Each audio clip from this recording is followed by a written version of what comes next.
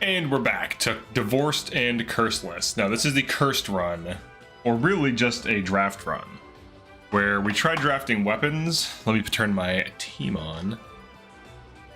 My team lol. Alright, so this is the draft run. Now, most of the people in the draft are, I think, almost done now, so we're getting there. 3 minutes early as usual. Nice. Alright, so we're 3 minutes early as usual, and we got these guys in here.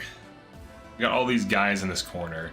Now, I'm gonna see what's pushing me. Alright, this is pushing me, so I want to kill these and then push the center, I would say. Shall we? That's the overall play here. We're just gonna let them come to me. Yeah. The infinite spawns have triggered, so we have to deal with that. We do have Super Chloe, which is kind of nice.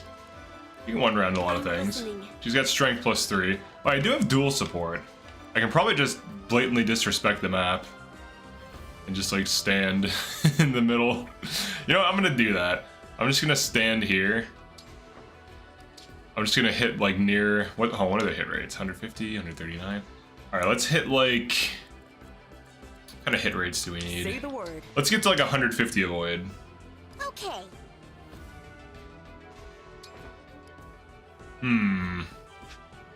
Alright, she'll be fine.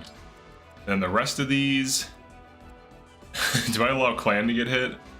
I want to say we don't want Clan to get hit. That's probably a bad idea. Clan probably gets one-rounded. As your steward. Unless this has Thoron. I don't think it does. Bolg with 24 speed. Oh my god, Clan's res is too low. Alright, so Clan does get one-rounded. Any other A support that won't die? Probably Anna. Let's get you out of here. Anna won't die. You got it. 140 avoid. That should be good. Here goes. And Chain Guard. He should be fine. This is how you disrespect the game. You just send in the dudes. They just wait. Let me turn this up a little bit. Weird having music. Because of Unicorn Overlord. You're not allowed to have music. They don't ban you, they just don't let you do it. Oh, that's weird. Attacking me.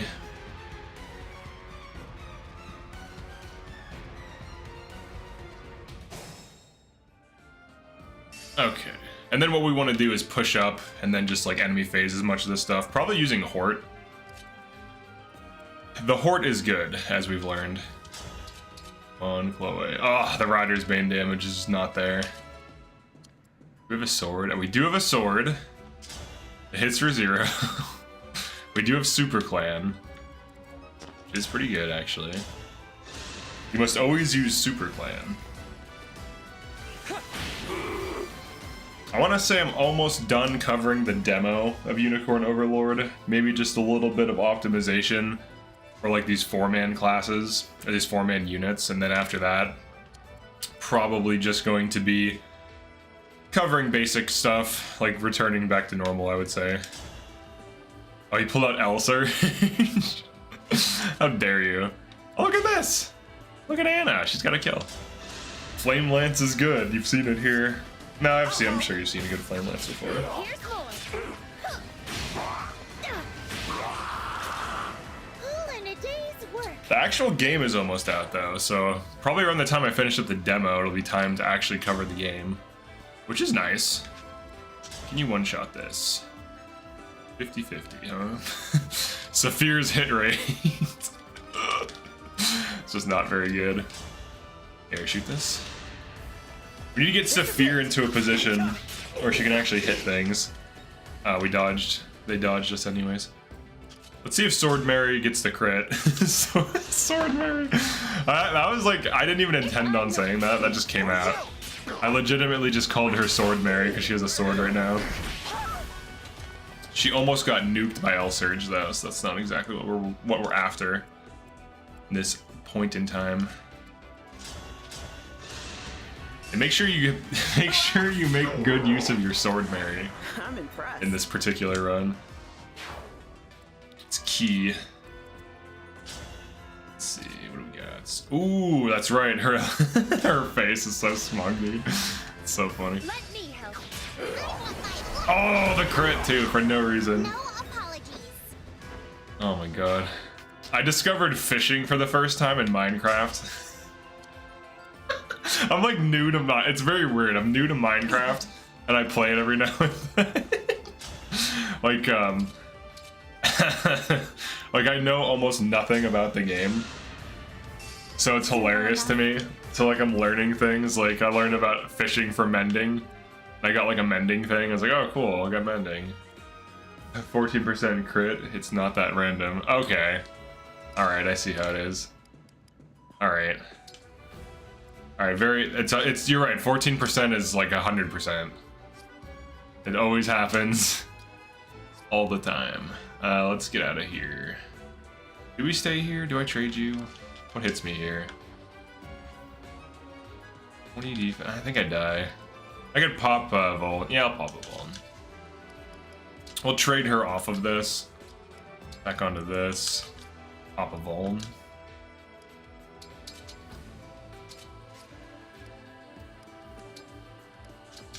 Okay. Yeah, I have a lot of noobs in the family that like to play casual games, so now I'm getting into Minecraft. A lot of noobs. They're not into hardcore games like Fire Emblem, which is definitely hardcore.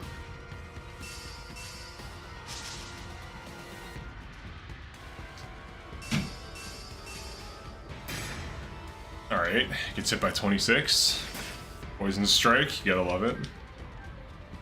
We do want to kill these things before they become a problem. Oh, looks like we can just fight them before they become a problem. Nice.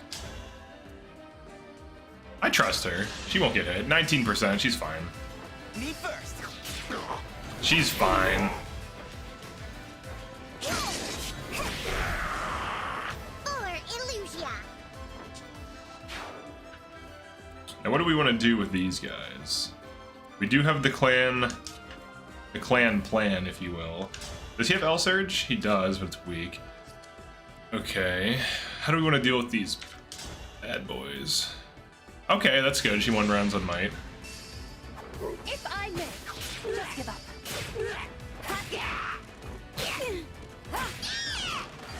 I'm sorry.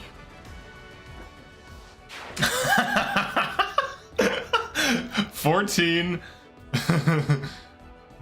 equals 1 plus 4. 1 plus 4 equals 5. She attacked twice. So 2 times the coffee napkin math. Are you saying my math is bad? I feel like my math is pretty good, actually, compared to some other people's math. Some people just claim things are bad without math. I actually do the work. I run the calculations through the probability calculators. I'll help. Get accurate datas. I know some people are obsessed with like going and opening up Excel for whatever reason and evaluating units in Excel, but I find that evaluating units in the game is better. Gotta like one. Strangely, I find that tends to work out better. Call me old-fashioned. No. I prefer to evaluate in game. Woohoo! All right, just throwing shade at people who use Excel. No, I'm just kidding. Let's see. What does that accomplish? I've always wondered this. What does evaluating units in Excel actually do? Like, what is the point of it? Because the growths are online, so you can just use an online resource for that. There's things like Veilbot. Like, what purpose does it serve? What does it accomplish? I don't think we have this kill, do we? I don't have longbow. Wait, can you hit this with a... Okay, you got damage. Like, there's a dude whose name is Excel Emblem, so his whole name is about Excel. So, like, what's the deal with Excel in Fire Emblem? What does it do? Is it for looking at growths or something? Is it for... Like, what does it... Maybe it's outdated because there's, like, Discord bots. Maybe I'm just, like, late to the party and it's just outdated because of Discord bots and online resources, but I legitimately don't understand And also, screw, you know, don't give Microsoft your money. You know, don't pay for Microsoft Excel. You used to be able to just buy it, now they sell it to you for a monthly subscription only. Same thing with Adobe. I need a Photoshop alternative. I might as well get one and then cancel my Adobe. I need a Photoshop alternative, and I need a Premiere alternative, and I guess an Illustrator alternative. I need too many alternatives to just drop my Adobe subscription. Unfortunately, I would need something. I don't think there is anything like Adobe Illustrator. There's like Inkscape, but I've used it and it's garbage. Maybe it's better now, I don't know. But yeah, I don't know. Oh yeah, it is member chat, so if someone's trying to say something about the Excel, they can't. Unless they're a member.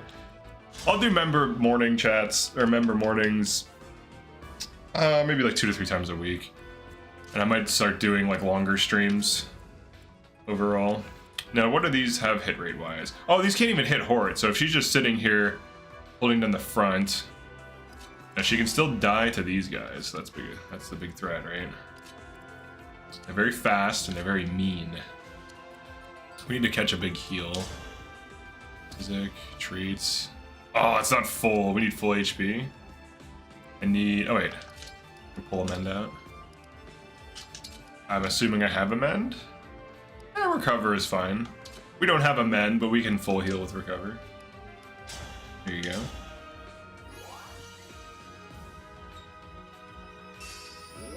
Oh, you gotta love that passive there. Alright, you go here. We're just gonna create like a basic situation. I don't think if she doesn't kill the chain assist, I don't think they have very many 2 ranges, so I don't have to worry really. Alright, Chloe's probably gonna get focused. She does kill the swords. The swords probably hit her, so we do have to be mindful of that. What does this have? Tomahawk? I would think the Tomahawk goes to the break, but Anna can die, so let's go here. And I'll just hold this choke here. We should be alright. 1% hit rate. It's going for the break at 1%. She kills now with the Alear damage. Nice, 87 crit. 2%, you'll love to see it. Level up as well. Strength and speed, pretty huge. What else do they have? Yeah, I think it's fair to say dual support breaks the game. In of itself. I think that's fair. Now this is a great knight, so she doesn't have the best damage on that. But she killed 2 sword fighters. Or 2, sorry. Wrong game. 2 Swordmasters. That guy L-surged so he could hit. Interesting. We can just walk the map down with these dual bots. They can't do anything about it. Like all the chains, huh? All those chain assists, huh? I see how it is. Alright, let's send in Clan. And we can set up a kill on this. Let's do some shenanigans. Get rid of some of these chain assists, or chain assists. Chain guards.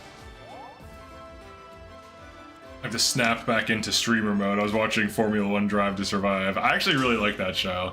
And I don't know why either. Like, for some reason, watching the movie Rush and then that Drive to Survive being recommended was like some mental voodoo magic. Because now I don't watch Formula 1 races, but I'll watch that show. And I think it's a pretty popular show, so it's not surprising that I also enjoy it. Need help? Oh yeah, all the dual assists. The dual assist spam. So we're gonna wrap up this run. We'll wrap up reverse recruitment, and we'll wrap up the 3rd attempt of Divorced and Homeless. And then from there, I might do Dragon's Dogma after doing Unicorn Overlord streams. Let me help. Like Dragon's Dogma 1 before 2 comes out, so I can get used to the game. And then maybe some Dragon's Dogma content. And then after that, we'll figure it out. Maybe more Unicorn Overlord stuff, PvP, stuff like that. We'll see. We'll see how it goes. Relax. Then we have Visions of Mana, Stalker 2. No idea when Mugenics is coming out, but that's a strategy game as well. Simple enough. It's made by Team Meat, so it might be decent. let's see. Yeah. Oh, that's Hort. I thought that was Alear. I was gonna let Alear beat someone to death. No apologies. Alright, Goldmary, what do you got? I'll give you some damage boost. I'll give you several damage boosts.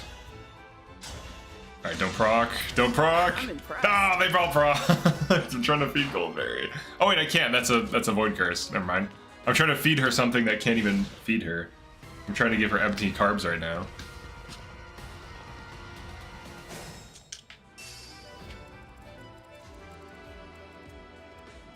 Anf should probably be farming these, huh? Yeah, let's do that. Kill me? It's point blank physic. It's worth less than the recover staff. As far as I know. Here they are! Alright. Okay. Oh, you know what? Actually, give me Micaiah. Magic plus. Nice. The ring still looks all shiny and pretty. What? The ring still looks all shiny and pretty. What the hell is that? Farm void curse with small child for small pocket change. We can do that. We can go for the farm. I'm pretty tough, you know. I'm pretty tough, you know. Oh, does anyone know who that guy was in Choopy's post? He posted a picture of, I think, some game journalist or game reviewer guy. And he was like, this MFer won't stop talking. It was a joke, obviously, but who is that guy? And also, when is Choopy's video coming out? I want to know this, because I keep seeing it, like, all the time. I'm seeing it, like, every day. Or not every day. That's not accurate. I'm seeing it frequently. Anna's about to sell the ring. Yeah, it's still shiny as normal. She's going to sell it. All right, let's see if we get a proc here. Oh, wait. I can just give her passive. Was Mickey free? Yeah, Mickey was free. But you have to grab all of them anyways. And we have this map, so we'll just unequip. I almost forgot I was doing a draft run for a second. Celica. Celica's also free. Hort should grab Celica. That Hort damage, you know what I'm saying? Have you been lonely? Well, you're... I like how it doesn't say the name. It would be funnier if it did say the name, but it was like in a different way. Have you been lonely? Celica! Like her, like, you know, selection voice line. I actually would have preferred that. I think that'd be funnier. Are you gonna kill someone? 42 tomahawk. No. No, I don't think so. And this guy, this guy, she has holdout. I know if you grab one of the non-free bonus ones for stat, you need to discard a silver weapon. Alright. I'll just grab them with the other characters. I wish the game kind of had built-in drafts or something. I feel like a lot of modern games aren't really made for how the players tend to end up playing them, if that makes sense. For these like longevity type games, because I feel like this game and games like it, people play a lot. Like they don't just play it like once or twice, they play it quite a lot. And I think that these types of games should be optimized for, you know, like alternate different runs and things like this. Like I feel like reverse recruitment or something like it should be a base feature of the game. And I don't know if that would help the sales or not. I bet New Game Plus, reverse recruitment, built-in draft. I think, oh, you know what'd be sick if they had built-in draft that worked with multiplayer. That would be really cool, actually. If you could just like join like if you could host like a draft, like through the Nintendo online thing or whatever, kind of like how you can play like Mario Kart with your friends, and then someone can join it, and then you like draft the emblems and it alternates. It feels like an official thing. That'd be very interesting. Let's hear it. And then it just like disables. It just gets rid of the units that you didn't draft and so on. That would actually be really cool. That would be a really good way to have a kind of like multiplayer for Fire Emblem. For just like having like a built-in draft thing. That'd be kind of cool. Because then it would encourage people to like collaborate and make things and whatever. Because people draft anyways, right? People already do the drafts. It would just give them an official thing to actually, because like you have to remember, oh, I accidentally used this thing or I accidentally used this unit or whatever. It'd be nice if it just worked like that. Though obviously for this game, I don't think it didn't do the numbers they wanted, so I can understand why they want to just move on if that's the case. Or maybe they already they made it like, you know, however many years ago and finished it early. And we're hoping it would pop off. Maybe they'd do more updates when it popped off. I feel like the Xenologue time could have been used for better features, because ultimately I think the Xenologue didn't matter. Like, add the new classes and characters, but don't even have the Xenologue maps and just add cool features to the game, maybe. That probably would have been a better move, I would think. We have to kill this guy, I guess. Let's get in the position to do that. Like, I just would have added Enchanter as a base class, made a new unit that's an Enchanter, and then did the same for Mage Cannoneer. Just add them into the game. Add like a paralog for each, with like small amounts of enemies, maybe. That unlocks at certain points in the game. That's a way to do it. Alright, let's get this Anna. Anna kills one.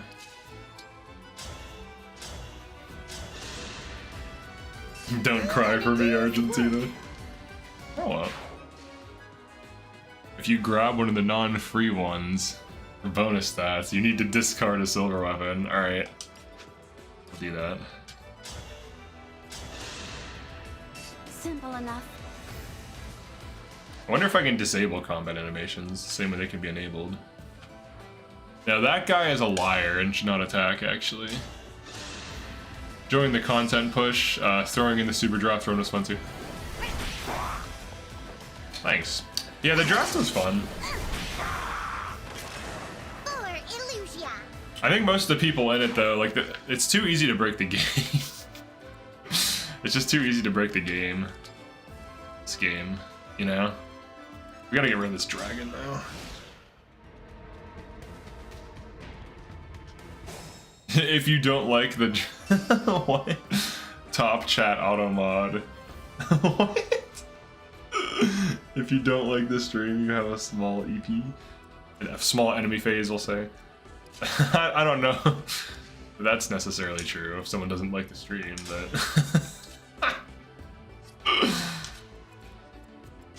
let's do this. Let's see if we dodge here. We can always physic her. Alright, she dodges. The Flying Chicken Knight is really good. To no one's surprise. Now we need to find a kill on this bad boy. Can you, what is your staff rank? C! Dang, Royal Knight needs some work. Needs B, I think. Let's forward rescue Hort. Forward rescue, it's like warp, but with more range. I like the stream. Does that mean I have... Oh my god. Hello guys, welcome to the Hot Guys stream. What does that mean? The Hot Guys stream? Woohoo! Incoming! Wait! Come on, dodge! Yes! We dodged! No apology. We're horting around. Speed wing. We got a speed wing. She can tank one, she's hold out. Alright, then these guys go over and help. Having warriors isn't too bad, honestly. Merciless plus bow assist. It's not bad. Shooting down them flyers. It just means this stream is full of guys with no air conditioner. Yeah, everyone's a hot guy here. They just don't have AC.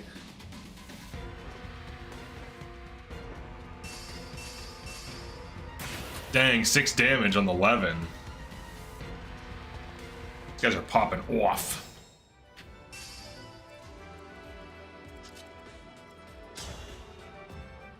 You got this, it's 56. Hort's not horting around. Yet another. Yet another.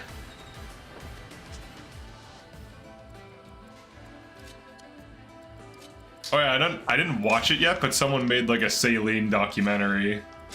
I don't know what it's about, so I can't really explain if it's good or not, but someone made a Celine documentary.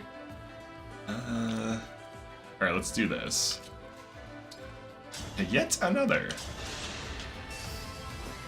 Has anyone seen the Celine documentary? And is it any good? It's about her storyline and everything. I have no idea what like Teacup is going through. All I know is it's tea time, so I can't tell you what her plot is in the world of Fire Emblem. 58 hit, huh? You got this. We missed one earlier, but statistically, somehow you'll get it. Surely we'll get this one. This 52.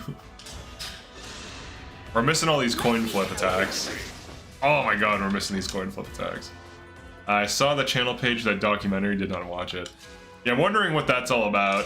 If it's any good, if it's funny, what it is. Now, if she just procs... Wait, how do we kill, though? Yeah. Surely you will crit, right? Alright, she's gonna crit. She's gonna crit. We need it to happen. Just crit.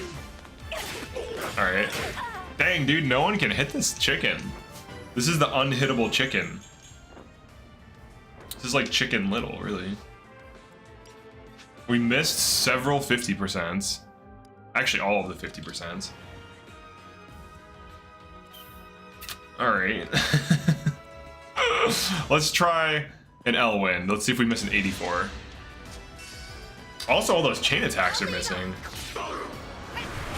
Alright, good. We hit an 84. Enemy chicken knights are destroying my team. Here, use your A support. Alright, that should hit. This is it. Oh my god, dude, the chains are missing too. Stop missing your chains. You should be hitting at least the chain attacks. Hit this 52, Saphir. You gotta do this. If I may. Oh, that's so painful. They're so bad, dude. They're all so bad at hitting things. Alright, Hort can hit. Let's try this. Let's try this first. Oh boy. Alright. We can't hit a chicken. Alright, I was about to say, if all three of those missed, 2 80%s missed. She did it! Girl boss. Hashtag girl boss. But now we have to do like an axe attack. Hit the 63. Come on, Celine. This is your job. Allow me. Come on. Oh my god! Why did they dodge everything? Dude, I just can't hit this stupid... I'm wasting all my pulses just to hit a chicken. We just can't hit a chicken right now. It's disturbing, frankly. Oh my goodness. Get here. Warp this unit over here. Jesus Christ. We can't hit a chicken. Just hit the chicken. It's so easy. It's right there. Just hit him. He's right here. Hit the chicken. Alright, Anna actually has the hit. Oh, she has a break though, too. Alright, hit the break. She actually has an accurate attack. If we get a chain attack, we could kill here.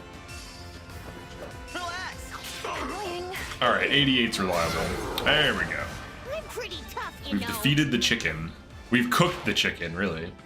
Then we also have aggroed this guy, which causes this to aggro. So we'll see what we're gonna do with that in a second. We'll see. The chickens took private lessons from Oakley's.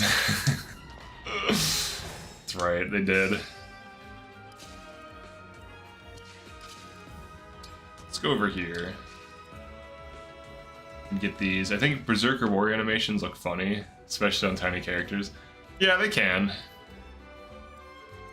Yeah, especially when like Anna or Celine does like the fist pump thing where they like try to look all as Chadly as possible.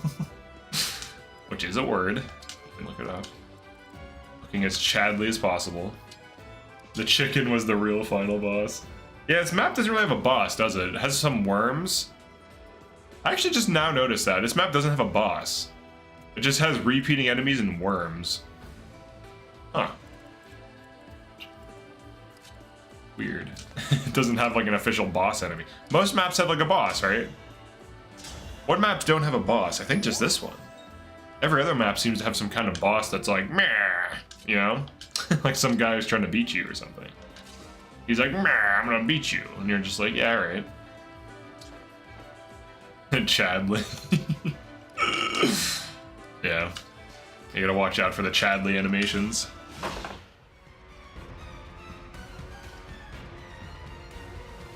Boss is enemy spam.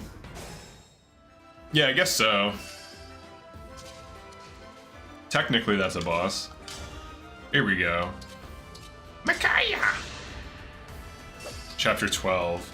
This is it. Yeah, that's true. Chapter 12 doesn't have a boss. 13 does, 14 does, 15 technically does through the generic corrupted, 16, 17, 18 has a boss, 19 has a boss, 20 has a boss. I had to stop you. Yeah, I think everything else does. FOGADO map and intro map. Yeah, the intro map. The chat is the boss. The chat or the Chad? The Chad is the boss. Let me help. So what do we, has everyone here played Unicorn Overlord demo? How many times have you played it? Here, let's get the inside scoop. How many times have you played it? And what else? What are your thoughts on it? And what do you think the best classes are? Let's do all those things. Let's get all the information. We're data mining. I'm data mining you for data somehow. We're data mining. Jean Map has a sniper. Is that the boss? Yeah, technically, because it has like higher stats, so it's like an unofficial boss. That has a dialogue too. That's a key thing to kind of denote that it is in fact a boss. If it didn't have dialogue, I would say it's probably not a boss, but. Or illusion. Now let's. So which of these am I allowed to use? Can't use Lynn. I can use Lucina. Who is my Lucina unit? Oh yeah, this was. So who should grab Lucina? Yeah, we'll give it to Clan. Then Byleth, I'm not allowed to use. All right. Let's grab these rings.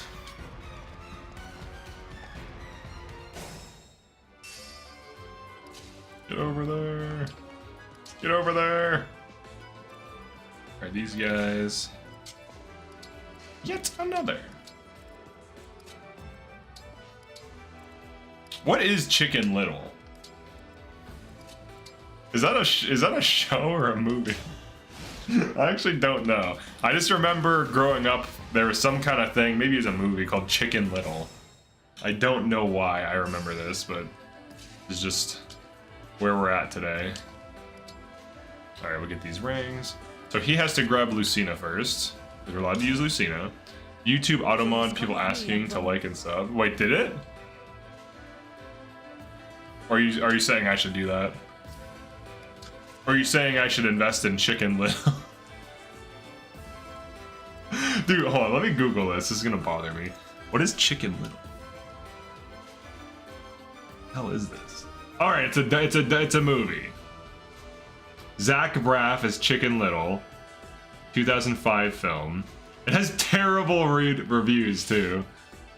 Oh my god, it did really bad. 47%, 250,000 plus audience ratings. Dang, dude, this movie bombed. Twitch is better than YouTube. Twitch is kind of like, I don't know. It seems okay, I guess, but you get half of whatever you make super chats and subscriptions wise on Twitch, you get half, whereas at YouTube it's 70-30. So Twitch, I don't know. YouTube, I think for content creators, YouTube's better. For features, Twitch might be better. But Twitch also, I heard, is like losing money and not doing well. So it's suspect that if it has, it's like in trouble right now. Now, if I were Chicken Little, what would Chicken Little do? It's like a bad movie. They got like 40%. I think it is basically just worse than Stuart Little. Twitch features and chat are much better. They are. But they don't promote you. We should do a movie day of Chicken Little. Oh god. That would get taken down though. You're not allowed to do like movies. You can't just like stream a movie. Chicken Little. We're on Lucina. Very cool. Let's get this guy. I just remember it being like a thing. Discoverability on Twitch is F tier. Yeah, you just don't get discovered on Twitch unless you already have a following. It's very much like Twitter in that way. Like Twitter, if you already have a following, then you'll have thousands of followers on Twitter. But if not, you have to go through the arduous process of being a reply guy to the right things to build the right following, or just like passively building it and maybe you get lucky and your following follows you on Twitter. But in my experience, I have like, what do I have, like 200 followers on Twitter or something? I never use it anymore. It's basically just YouTube community tab, but worse. Simple enough. The hell is this? Yeah, I can't say Twitter is like a good thing still. As soon as I go on Twitter, I'm recommended things like, I'm not following non-aesthetics things, but it's like it's shoving memes into my feed immediately to try to keep my attention. It's like I did not follow any of these channels, so I don't see why I'm getting recommended these channels on Twitter. But it's like, here's another meme page, here's another meme page. It's like I literally am here for gaming news, maybe artwork, maybe gameplay discussion. And it's just like overloading my themes, or overloading me with just nonsense I don't care about. So naturally, I don't like it. And I don't think very many people do. What's this Twitter you're talking about? I only know X. Yeah, I know, right? Why? Elon Musk is very rich.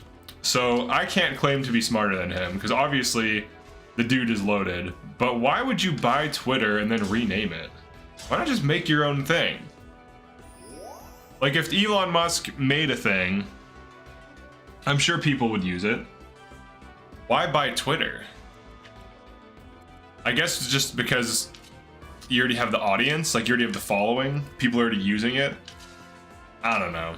I mean, it is harder to grow a thing than just simply buy a thing, but Twitch partner seems like a massive pain to get. A friend of mine has 150, 200 people watching every stream and hasn't gotten partner at all 4 times.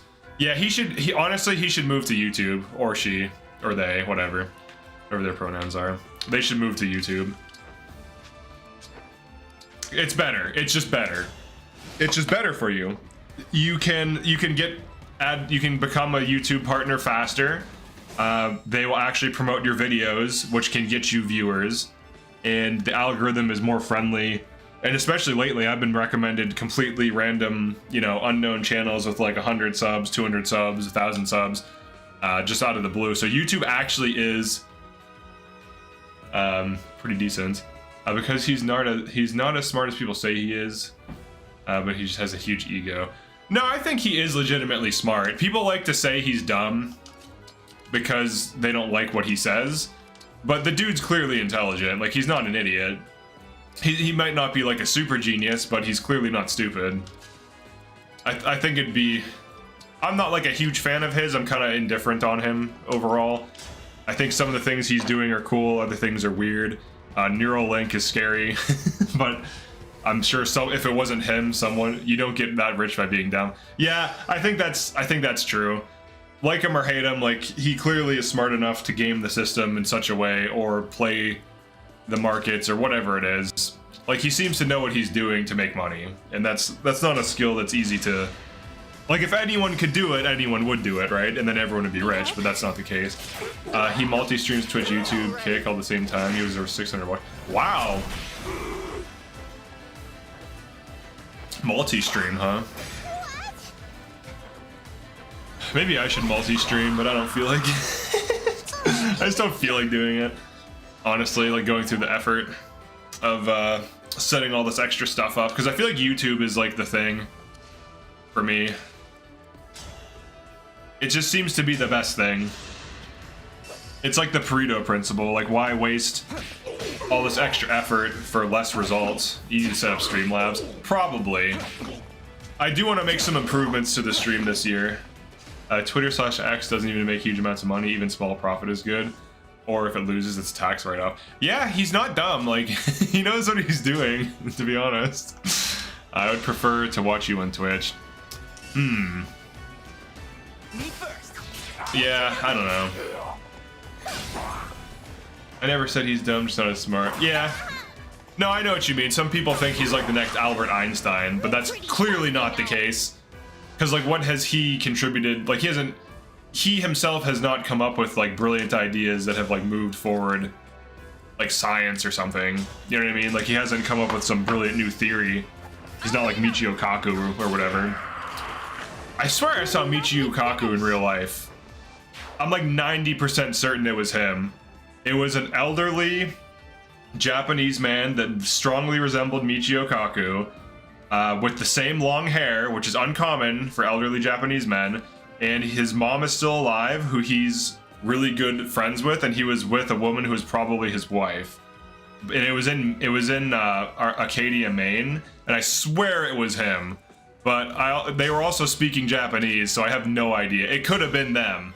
It could have been him and his mom and his wife. I don't know. I haven't seen him in a while, but it was like a few years ago. I was like, I swear that's Michio Kaku. But he's speaking Japanese, so if I said something to him, he could just respond in Japanese, and I'd just be like, I'd just look like an idiot. So I was like, I'll just leave him alone if it is him. Pareto principle is the 80-20 rule. What are you referring to? Yeah, so like if 80% of the results of streaming and making content is being produced from YouTube, why bother with other things, right? Like if I go on Twitter and make a post, maybe it gets like 5 to 10 likes. But if I make a community post on YouTube, it probably will get like 70 to 100 and way more engagement and more interaction.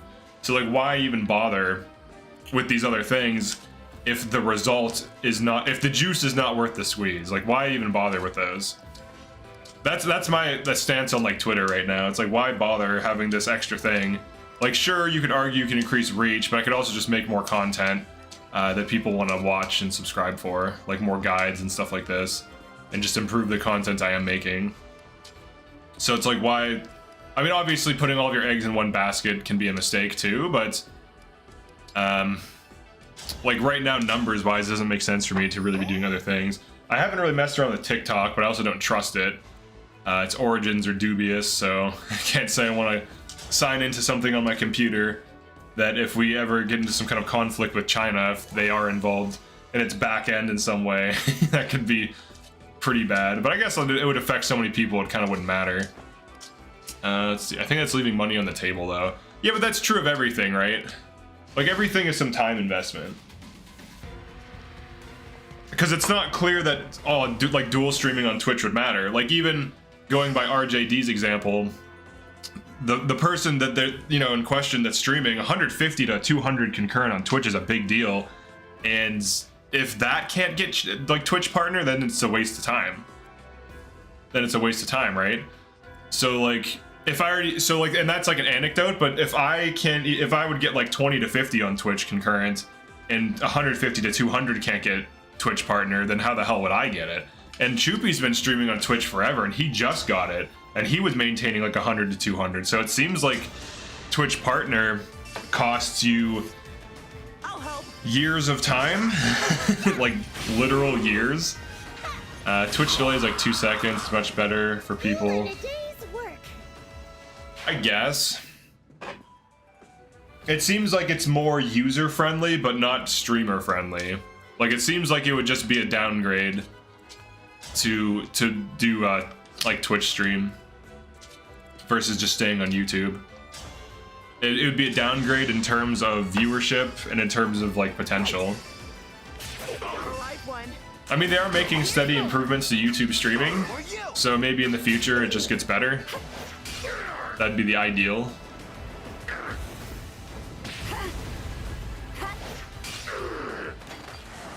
I'm sorry.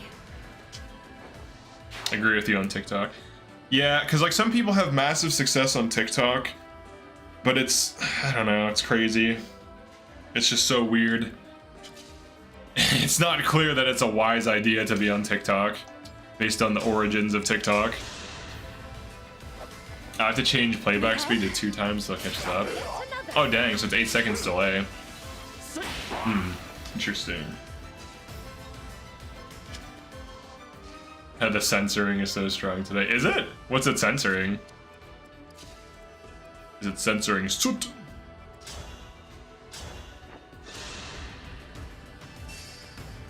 Allow me.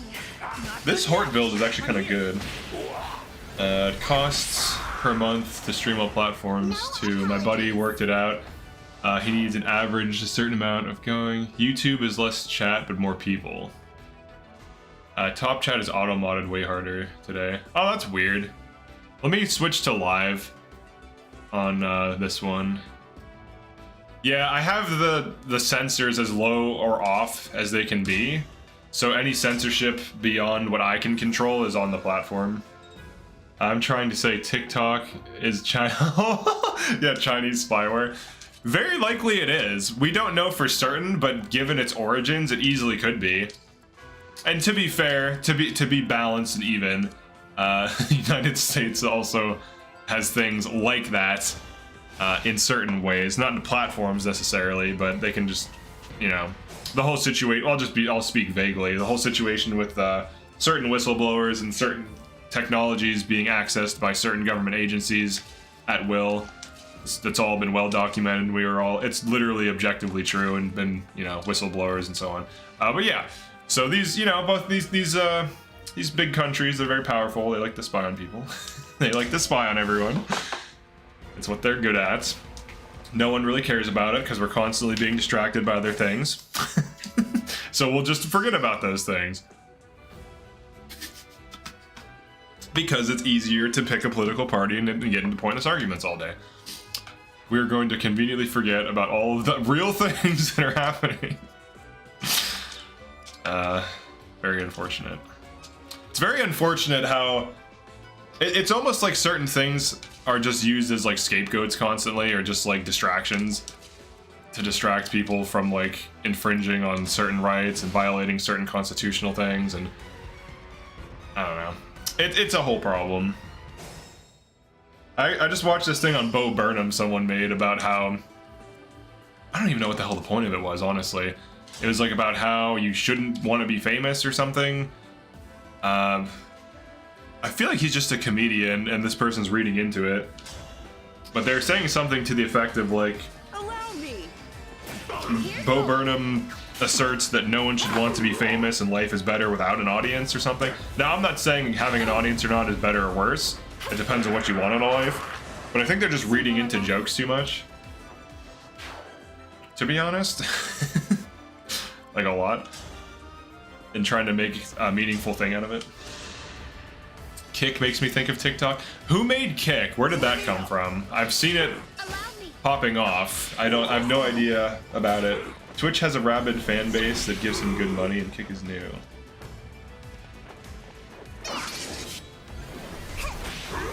Words certain amounts of Kick is a S show. I don't know anything about it, so I've heard of some people going to it. It seems like it's low on censorship, so you're getting more gamer words. It was made by a gambling site. Oh, well, that's interesting. So you know it's reputable then. As long as we know gambling is involved. Maybe some CSGO gambling, get some kids addicted to... How are trading cards legal, by the way?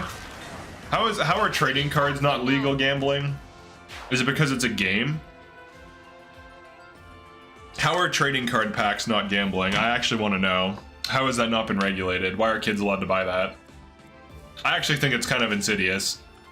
Because I was addicted to that too. Like, I mean, I didn't buy a ton of packs, but I knew kids that were like always trying to get their parents to buy them packs of cards. How is that not gambling? Kick is where all the gambling sites went after being kicked off Twitch. Trading packs is Gacha. Yeah, little cat face. Oh yeah, it's not gambling, it's Gacha. It's different. It's fine. They're not gambling for profit with these cards. Because gambling has a legal definition. It does. Can you res tank here?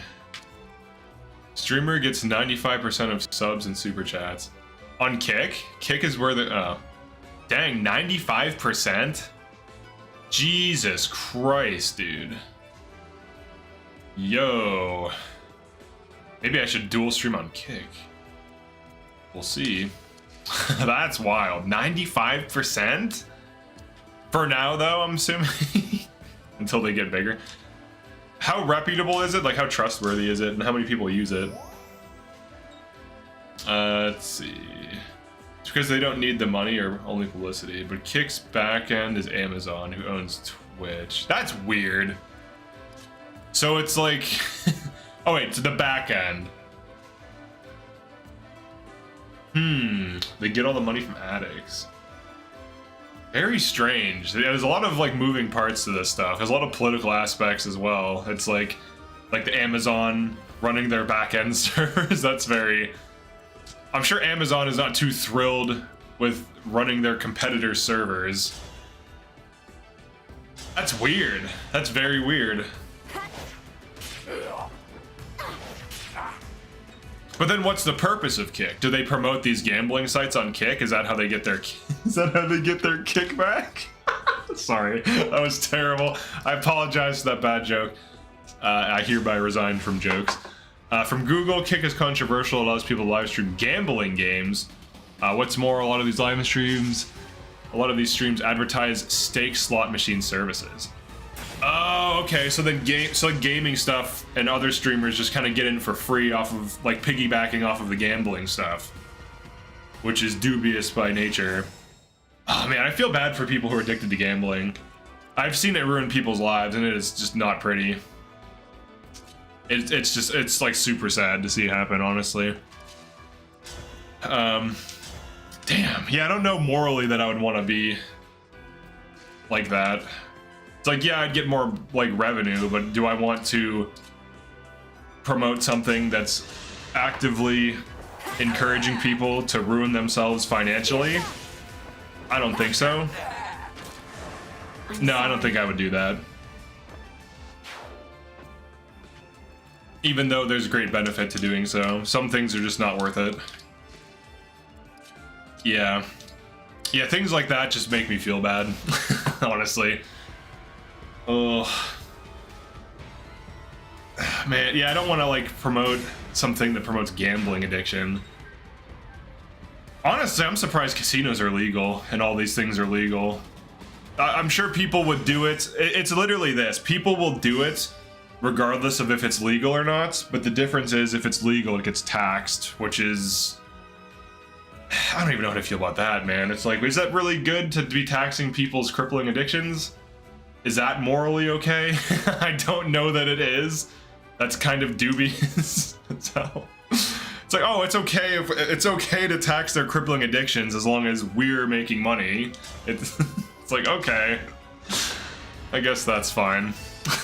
It's not, but Stake is not even USA-based company. It's hard because you yourself don't gamble and you expressly tell yourself not to gamble. True. But knowing like the funding, like how it makes its money is, casinos are huge for taxes. Same with tobacco and alcohol, brings the country a lot of money. I guess so. I don't know what to think about taxing people's addictions. Personally, I think it's weird. Because if someone's addicted to something, they compulsively do it to their own detriment, right? So it's not really like a choice. I mean, it is ultimately a choice, sure, but it just seems questionable. We'll just chain yard, the rest bail. Are you on L-Surge? Yeah, everyone else bails. Bail. How do you... Oh, this hits. Let's get... As long as you can tank. As long as you can tank. Oh, you get hit by 2. Saphir will die. Cryptocurrency gambling sites doesn't bring money, a lot of money to the USA though. Oh my god, yeah, the cryptocurrency. Yeah, you're right. Maybe it basically doesn't matter. It's one of those things where it's like the people, it's almost like the people who are going to destroy themselves on it are going to do so regardless of what you do. So it's almost like you have to just assume that that's going to happen somewhere. So whether it's legal or not, or promoted or not, it's still going to occur. What do we do here? What's your avoid? 106. Maybe we baits and avoid. Tank. Or I can obstruct. I'm out. It's a choice first, but then an addiction. It's compulsory. Yeah, I think the best thing. Uh oh, they found a kill. After seeing that makes me worried. They found a kill somewhere. That makes me a little concerned. Okay, maybe not. Maybe they didn't find a kill. They're just going after the chain attacks. They're chasing the chain attacks. But we have holdouts, so it doesn't matter. Oh wow, they're attacking at range. How rude of them.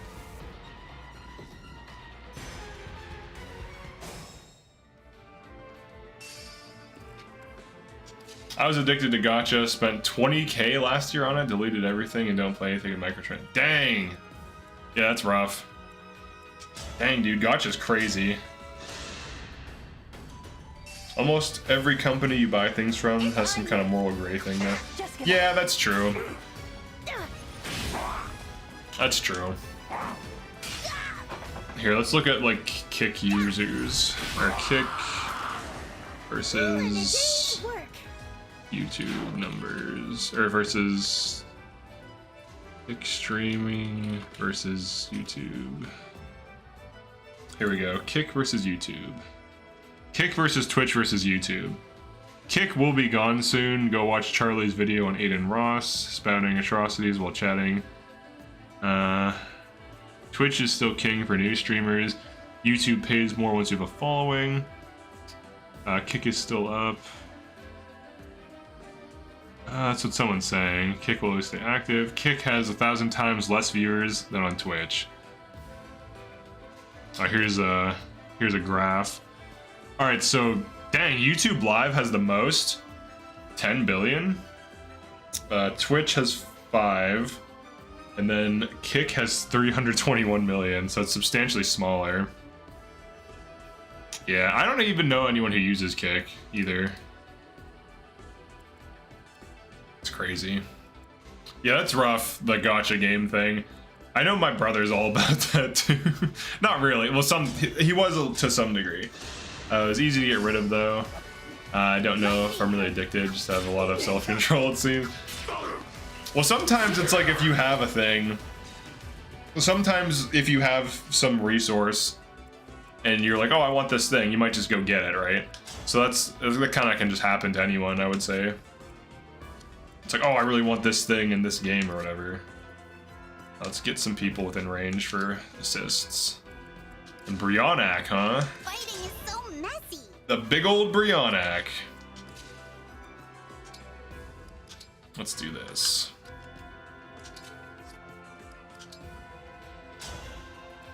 Yeah, it's not clear that Kick's gonna be around for very much longer, or is it even growing though? Like, I don't know.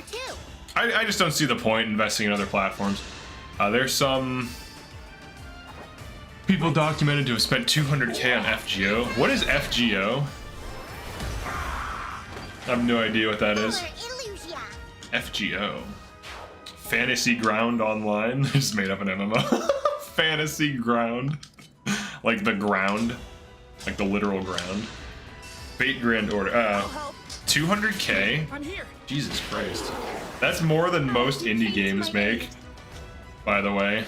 Like most solo dev indie games are like low-manned indie games. Like indie games made with a small amount of people. Same on Epic 7 and other gachas. Gacha is crazy. Yeah, the gachas really bank on there being people who will get hooked on the gameplay or hooked on the progression or whatever. And I think they directly try to manipulate you psychologically into playing these things, like to keeping you on this like hook, so to speak. And they even refer to people that spend a lot as like whales or whatever, like meaning that they like spend a lot versus the other people or something. I was watching something on it. All right, we got this axe guy, huh? You can change the soil type. Wait, what do you even do in FGO? I've heard of this game. I've never seen it though. Like I've never seen what it looks like. I have no idea what you do in it. Why would we want to change the soil type?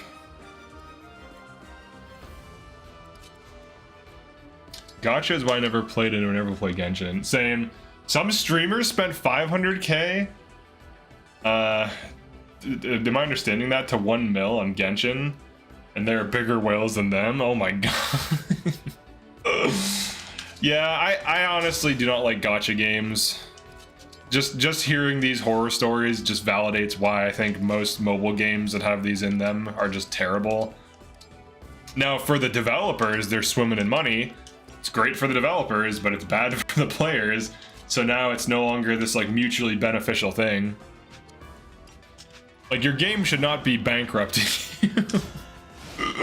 That should not be a thing that you have to deal with.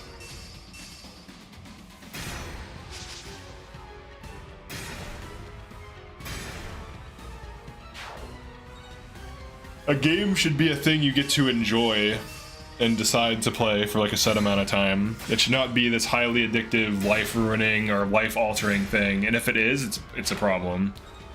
And I know they're trying to push tech to be more and more addictive, which is not good either. Do mindful of this guy. Oh wow, oh wait. I think this is the aggro condition.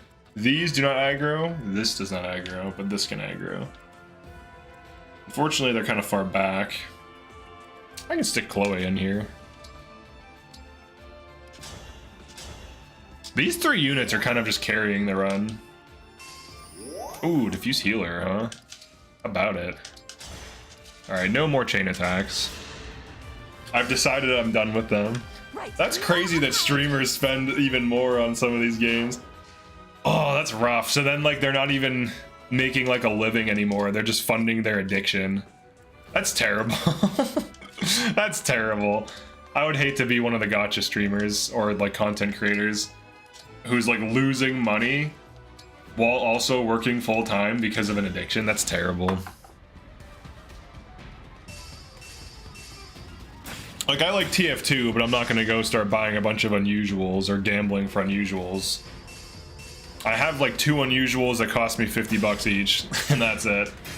I got 2 cool ones I liked. They're worth 100 now. I could technically profit if I sell them. If you just sit on a good unusual for a few years, usually it appreciates, which is weird. TF2 items, despite the bot crisis, retain value. Very strange, but also completely true.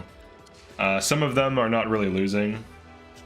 It's all company expenses. Yeah, I could see that being the case, but what do you even, like, get when you dump tons of money into these gacha games? Like, legitimately, what do you get in the games usually? Do you get better items? Do you get better units? Like, what exactly is the money being spent on? Is it rare cosmetics? So what does the player put in and what do they get out? I've always wondered that about these things. Like, what does it even do? Oh, she died? Did she get crit? All of the above. Okay. So they just put things behind a paywall. Like, oh, you need to get the legendary version of the skin in order for it to be good. Man, it's crazy how, like,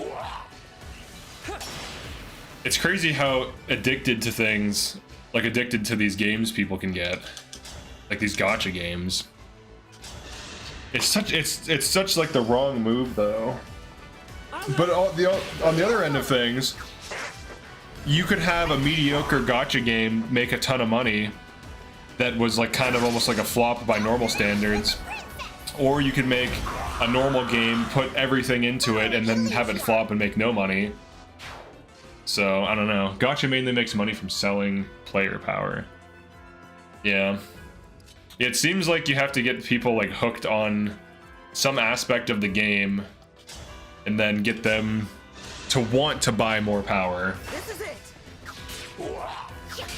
But that's such backwards design gameplay wise, because it really should be the better you are at the game, the better you do. It should never be the more you pay, the better you do, because that's pay to win, and pay to win is stupid.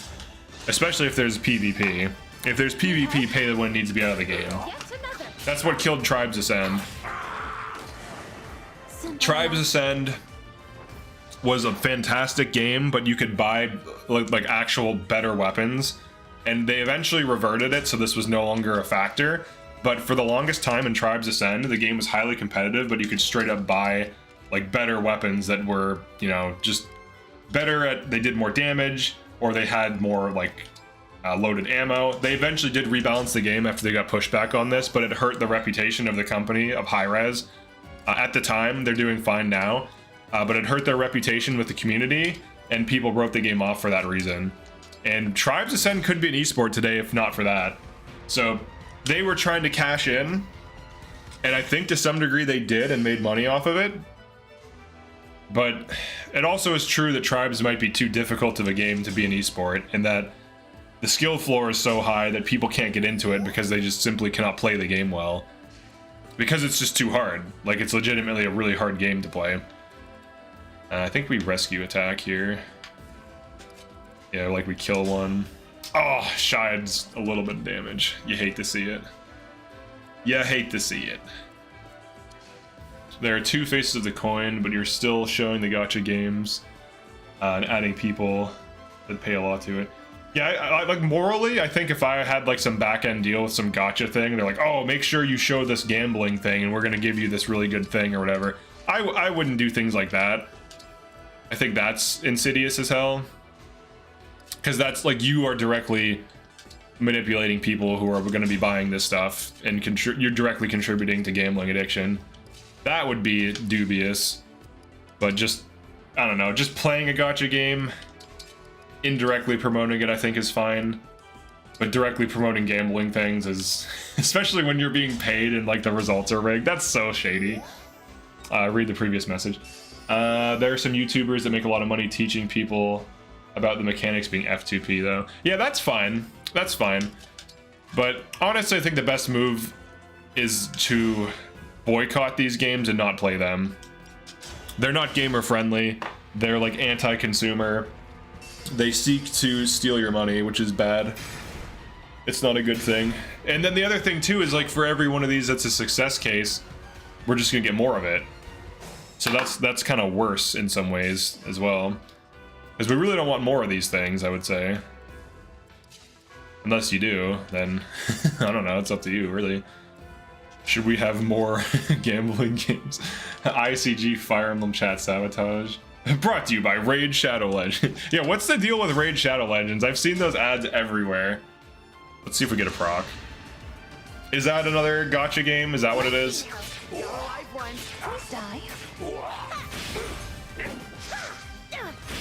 I'm not against sponsors if they're things I would actually be fine with. Oh, we got a proc. Like some gacha game I wouldn't do, but I would do something if it was like some pull-up bar thing, or some like weights or something if they were decent quality or whatever. Like something that or even tech, like graphics card. I don't know that you get graphics cards as a sponsor, unless you're like Linus Tech Tips or something. But I would do things that I actually would use or believe in that could recommend. I wouldn't want to take on sponsors that are like dubious as hell. Dubious in Dubai. Someone should make that like a movie or something. And it's about a dubious man who lives in Dubai and does dubious things all day. It's gacha. It's a gacha, and that's one way they advertise. Yeah. Yeah, I've seen so many Raid Shadow Legends things, it's crazy. Dang, look at this Hort, huh? Look at that Hort, dude. Popping in here. One-rounding these boys.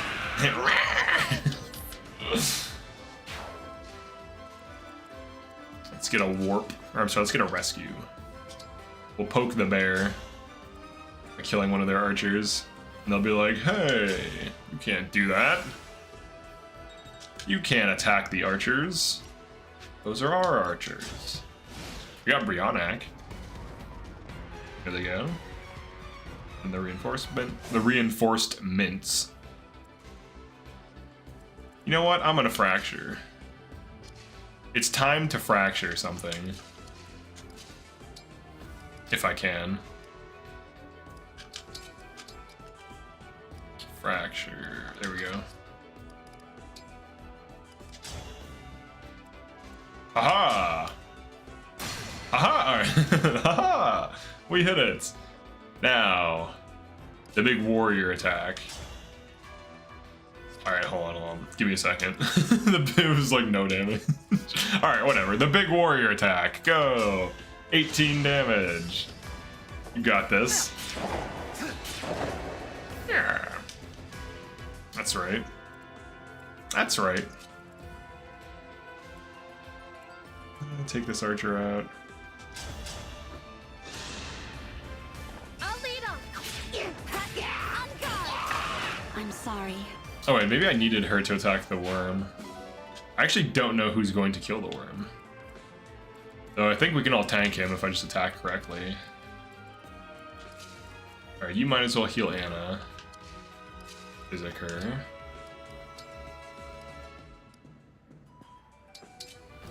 Cute lizard. That's a big lizard. Some might call him huge. Oh, Hort is out of range. This might be a bad attack, actually. Oof. Oof. And it doesn't have the kill either. She could crit. It's low, though. Let's see if she crits. Let me help. Not done yet. Crit! No. It's like 5 HP, though. It's so close to dying. Yeah, this is a bad attack. Oh, wait. Maybe it's not the worst attack.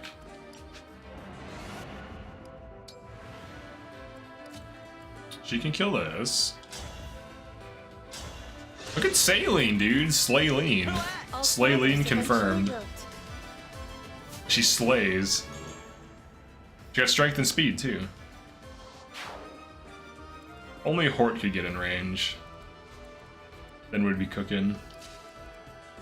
Anna's too slow to kill here. By how much? By quite a lot. Literally just slower than the enemy here. I could warp or rescue. Yeah, let's do this.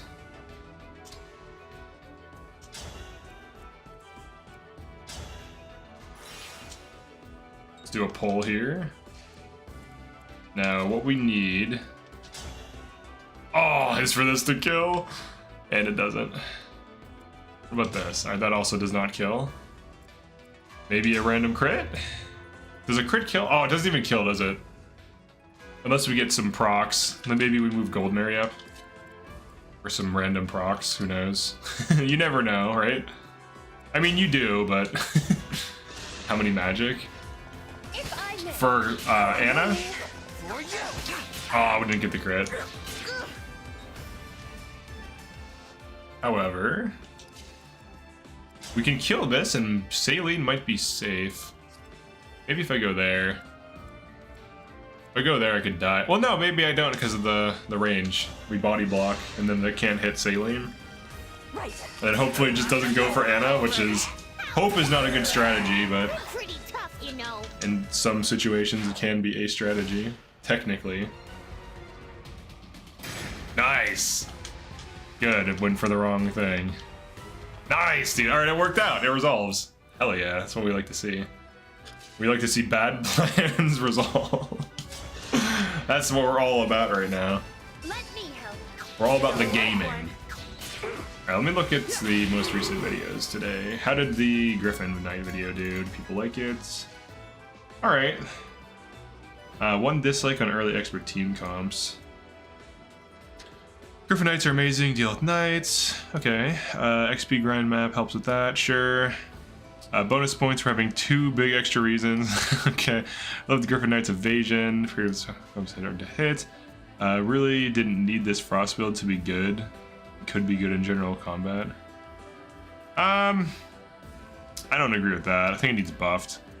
Maybe with initiative, it's fine. Alright, what about the other thing? Early expert team comps. Let's see. These are some great team comps. But it's recommendable. Checking / scouting the battlefield works for you. Sure. That's fine. First team, some alternative conditions I'd recommend for people wanting to build it. Thief, frontline. Some alternate things. Okay, right on. Sorry, just reading those things. I just like to make sure that I'm not putting out bad information. If I do, if it's like a terrible video, like I'll just redo it. I just want to make sure it's like a good video. Like any videos, any guides. I used to tell my employees that hope is not a strategy. That's great. It isn't though. Hope is not a good strategy. I asked one YouTuber that said generic enemy class has the best drip. He said the Mage Knight. The enemy, they have the best drip. Oh, how much magic on Celine? Not that much. 8 at level 28 warrior. For illusion. Here, have a treat. The magic stat on Alear, dude. The treat does almost nothing. Emblems, go! They're like, alright, man, whatever. We'll do that. We'll go for you. Let's see if we can get a crit Mary. Me first.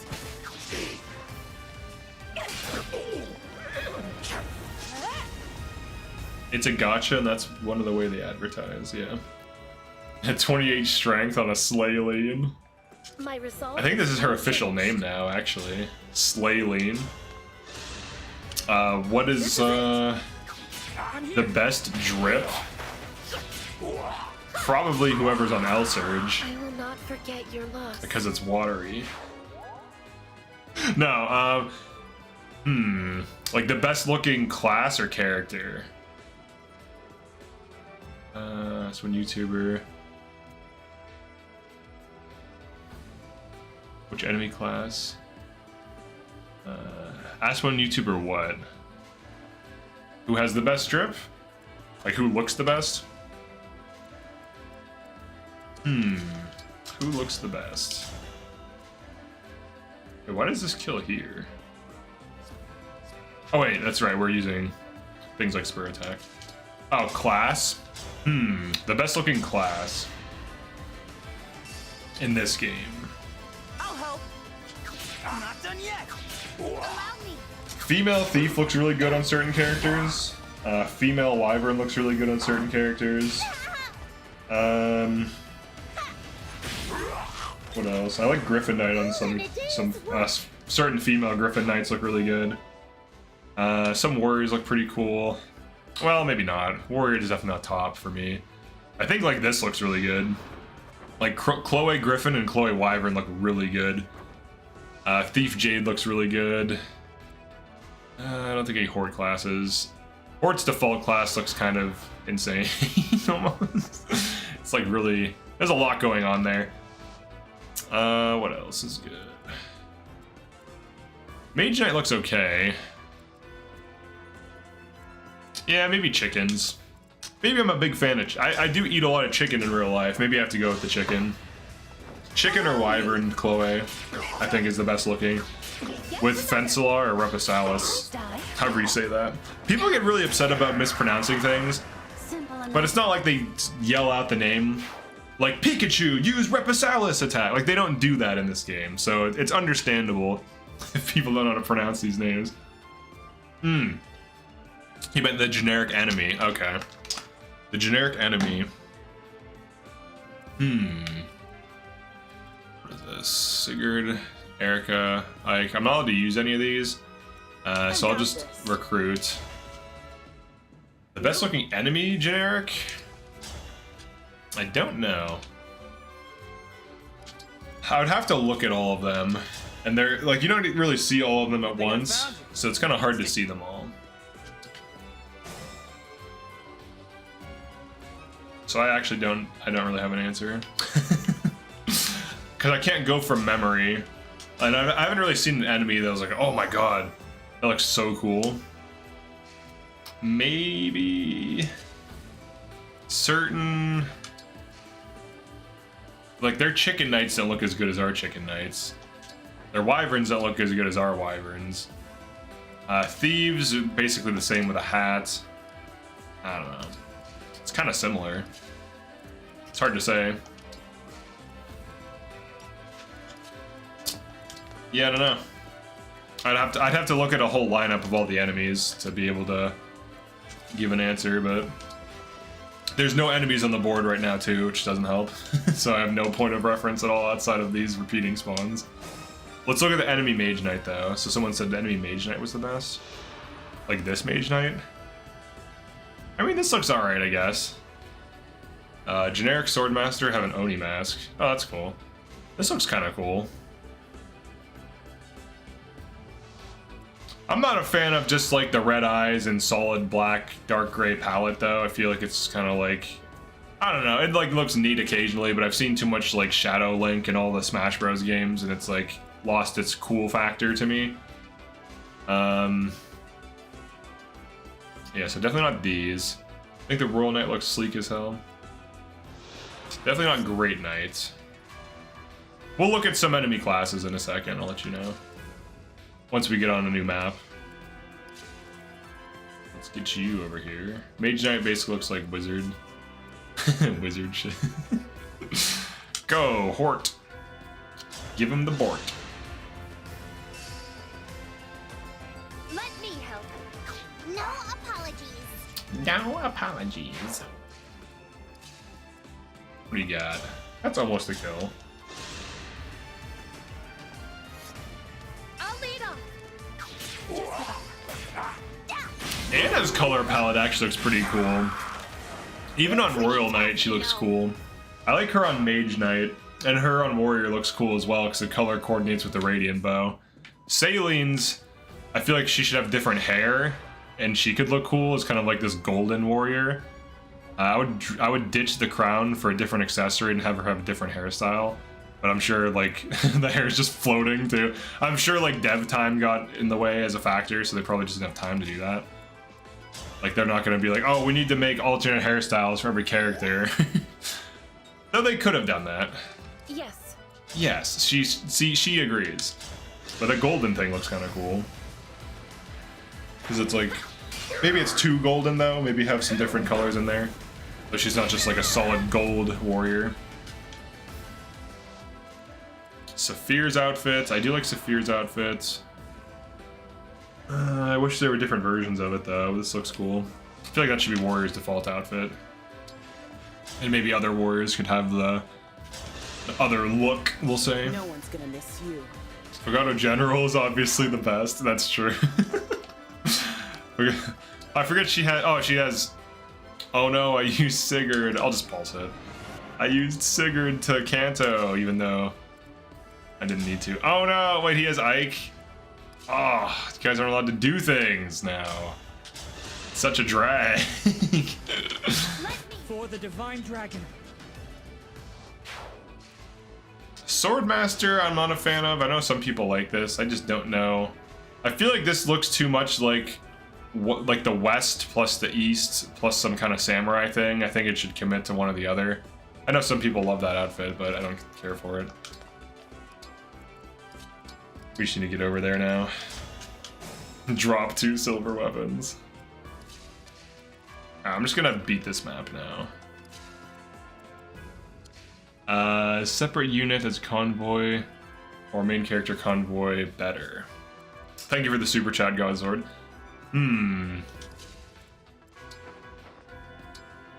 Separate unit for convoy.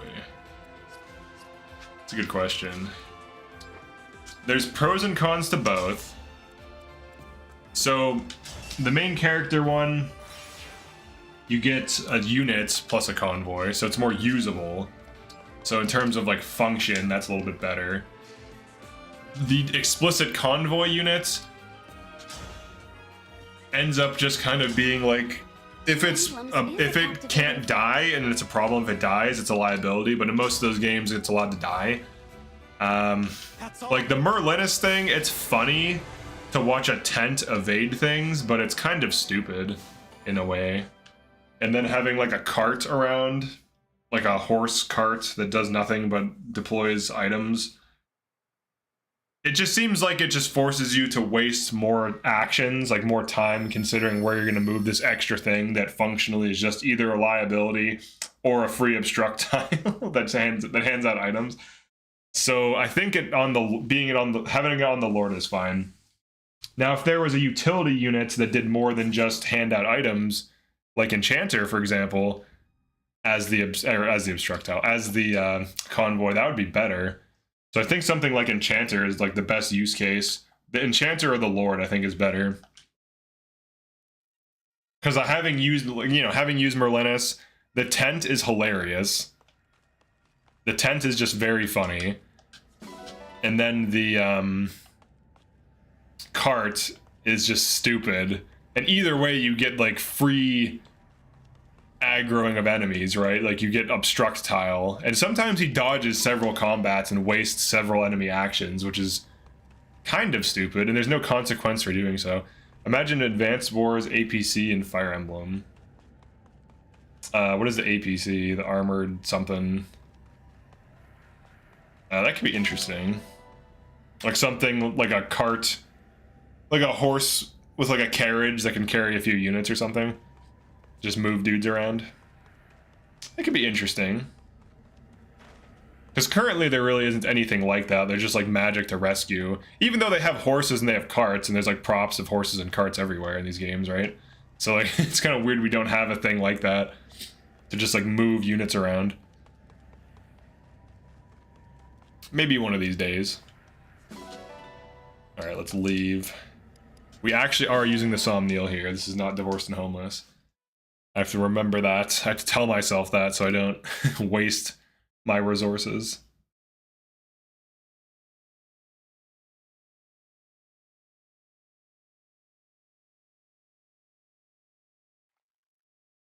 Dang, are these one videos not doing as well? Or is it? Oh no, it's still only 9 something. It's still early. It's only the first hour. Oh no, they're doing fine. 500 views, 600 views, slightly below average. Okay. I like to check my views on things. ICG discovers home. That's right, for the first time, we finally have home. I get to see the dogs again. Yeah, when you get divorced in this game, you lose access to the dogs. You lose access to the pool. You get kicked out of your own house, even though you paid for it, somehow. Let's see what our well gives us. I'll discard 2 silver weapons. Oops, not you. And Sami, yeah, Sami. Let's discard that and this.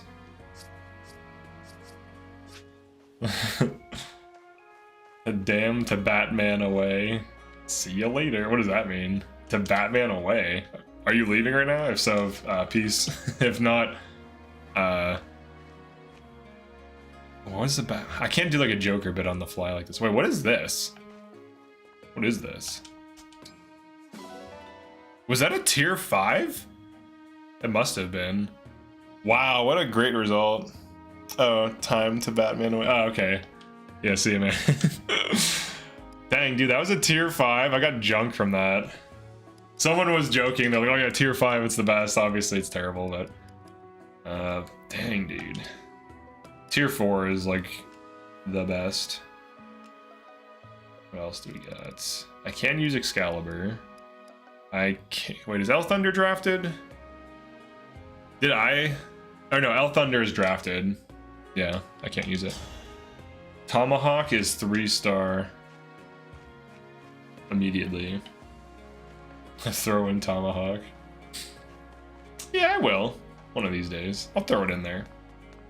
We'll throw it down the hatch, so to speak.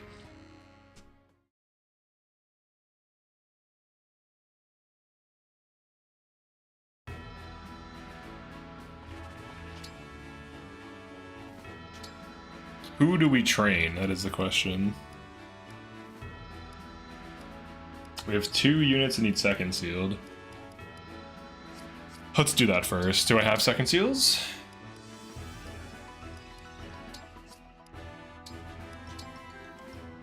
I do not. Throw Etie in. What if you threw an Etie and you got Amber as an upgrade? How? Oh, well, transfer you to the Xenologue world? I don't know. You just like kind of dive in, I guess. You just hop in and then it's just like the... Wait, how does the Wizard of Oz start? Through a tornado, right? Yeah, I guess it's like the Wizard of Oz. You jump in, and then you get taken away in a tornado somehow. And then end up... and then you end up somewhere else. Alright, here's Vale. Wearing shoes for once. Looking a little concerned. Why are you wearing Sami's head? I am Sami. You throw at Etie, it takes away your SP. Poor Etie. I thank you. We dunk on her all the I time. thank you. Does she deserve it though? Does she deserve to be dunked on this much? Do come again. Tier 5 is best with rigging. One of each booster. Yeah, but what are the odds of getting 1%? I have 2 avoid team runs going, testing a few units random classes. In one of them, I keep getting expert books, but I'm missing 0 good weapons. My finances are hurting. Long live the watering hole. Yeah, rigging is crazy. They rig the LT series. You guys rig everything. Not always. Sometimes. Sometimes you rig everything. Other times you do not. All right, change class. Sleipnir.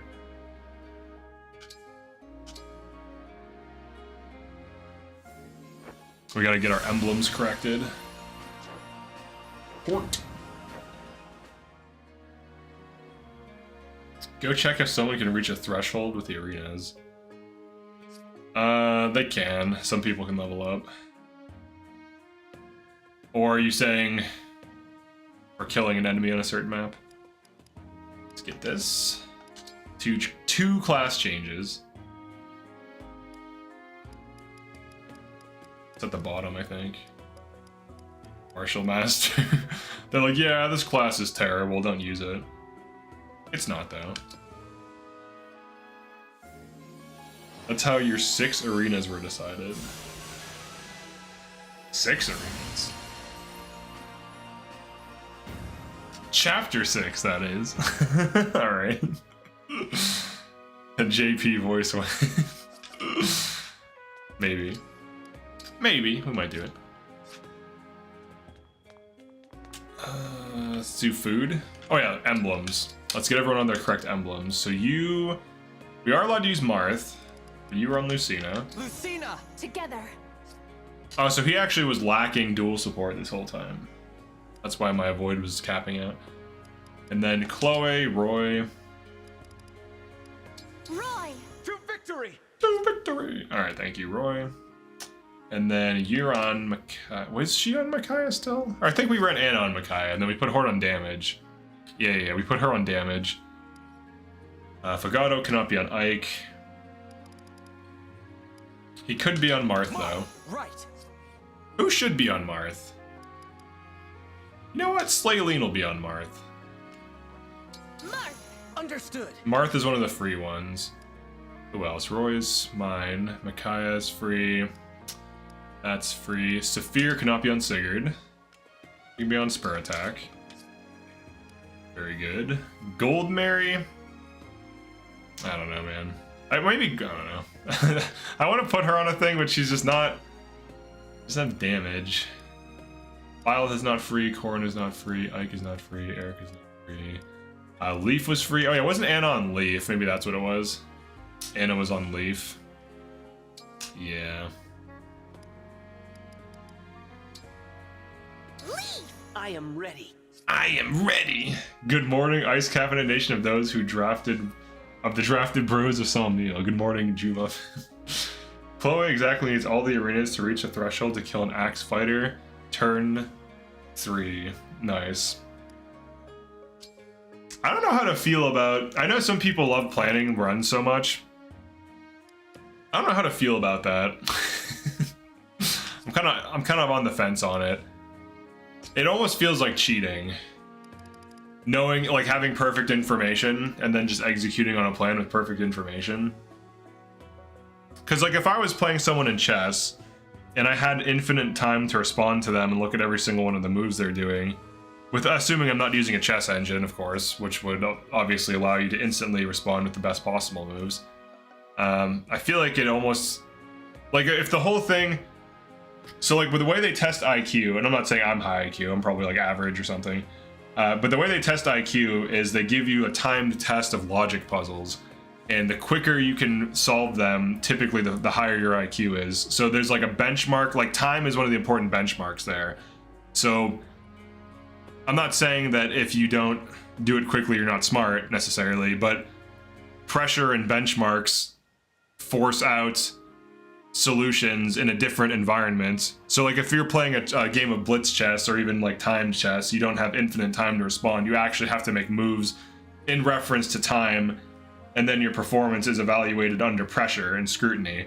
So I don't know how to feel about like pre-planning so much to this degree. I almost feel like it undermines evaluation within time frames, if that makes sense, in a way that's kind of crazy. You mean planning for maps? Yeah, like to this degree. Now, obviously, you have to like do a lot of math. There's a lot of labor involved. So, like, obviously, it's not just like free. You don't just get to evaluate these runs out in like 5 seconds. It takes you time. But I don't know how to feel about it. Like, if as a game designer, like if I was designing some game, time in chess adds element of resource management to it in a way. Yeah, exactly. So like when there is no time pressure, you can kind of just keep going, right? So you can just like over evaluate, because I've beaten so many people in chess because they think too much. They evaluate a position for too long, they bleed out time, and then I win on time. The RNG can screw you in a big way still. Sure, it can. What are we doing, Micaiah? Who gets Micaiah and why? You're not on magic. She can run either. She can hold out Nos, or she can main tank with Bonded, which is probably just stronger. Should I make FOGADO a staff bot? Alright, you're gonna be a staff bot, dude. Micaiah. You're gonna be a chain assist staff bot that can great sack. That is your job now. Congratulations. He'll get XP at least. Get XP. But am I allowed to use Silver Axe? Did he get that as a drop? Oh no, everyone's allowed to use Silver Axe. That's right, everyone's allowed to.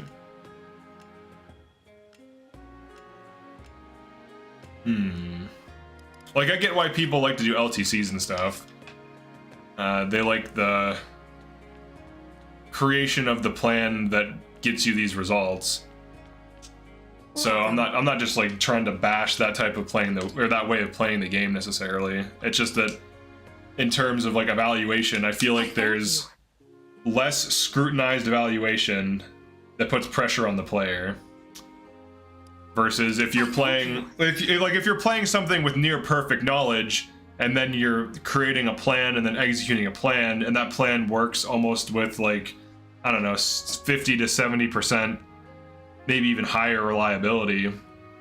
It's different from if you have to adapt to whatever's going on. I think it depends on what you find fun. Personally, I like planning. I only plan team comps. I like building the team more than testing the team. Yeah. Vander has to land a 56/36 crit to end the map.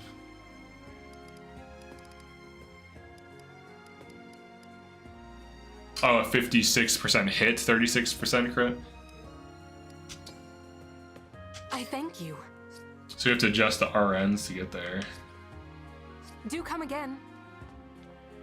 But it still is almost, I mean, even thinking about like Divorced and Homeless, like the first attempt of it was the hardest for sure.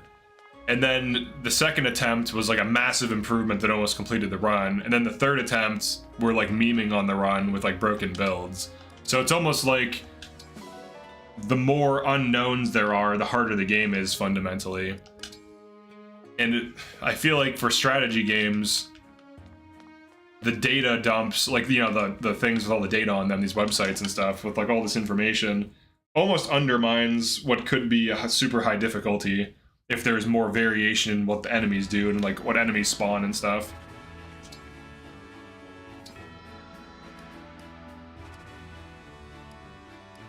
What do we want to do?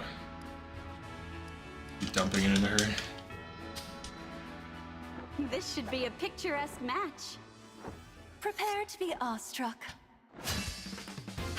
I guess it boils down to how much like a puzzle should these games be. Obstruct grinding stream win. I'm done with the grinding on that one run. I'm also done doing that ever. I don't want to do that again. Grinding for levels. Not exactly. Not exactly. Also, it kind of undermines the challenge too. It's like, oh, I could be put under pressure to calculate difficult positions, or I could just grind out super units. Or I could just cheese the entire run with super units. I will act as your opponent today. I have to put in a no grinding, no XP farms. Like setting up kills is fine, but no explicit exploitative grinding, right? Like no grinding chain guards on a tile, or no heal spam, or no Anna gold farms and stuff like that. That has to be another rule that's added. Turn saves can be rough. I don't know what a turn save is. Save over these two.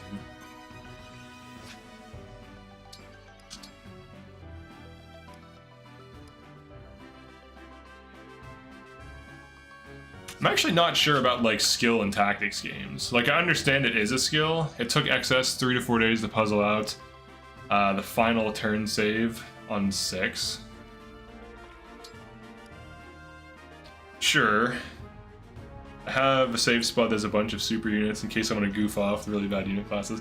Yeah, super units, there's so many like weird things going on with this game at a high level, where if you understand what to do with certain things, it just becomes goofy to the point where, like right now with this team, we're running suboptimal weapons with missing things and missing some of the best units, but I'm able to just send in avoid tanks to largely cheese the maps. So let's take on... I'm allowed to do Marth Paralog. I'm allowed to do the connector. I'm limiting myself to the Paralogs. I don't think the others are. It doesn't really matter, honestly. Just something extra challenge, I guess. I don't think single-player games try to be super balanced either. Because people like fun factor, right? So like if you're selling some single-player game, if it's perfectly balanced or very balanced, it becomes like an issue of player skill. I had chapter 6 turn fairly fast. Puzzle solving is a skill that should be undermined, IMO. Yeah, I'm not saying there's anything wrong with puzzle solving. It's just weird to like nail down the types of skills in strategy games, because there's also always this issue of just duplicating someone else's tactics one-to-one and then adjusting for some variation, almost like using like a chess engine or like some solved position. So like, cause like I can't, so for example, if I'm playing TF2, and I only go back to TF2 all the time because that's like what I know. If I'm playing TF2 on Scout and I'm practiced and I'm at the top of my game on Scout and I'm like destroying people, landing meat shots, my movement's good, my positioning's good, my callouts are good, I'm doing everything I'm supposed to be doing as a Scout, you can't just watch that and duplicate that because you won't have the actual skill and the mechanics and the knowledge. So it's like a combination of real-time movement, real-time aiming, real-time managing of things, real-time adaptation to what the enemy's doing. There's no like time to sit down and think and be like, oh, this soldier shot a rocket at me, I can now counterspell or something. It's like immediate, right?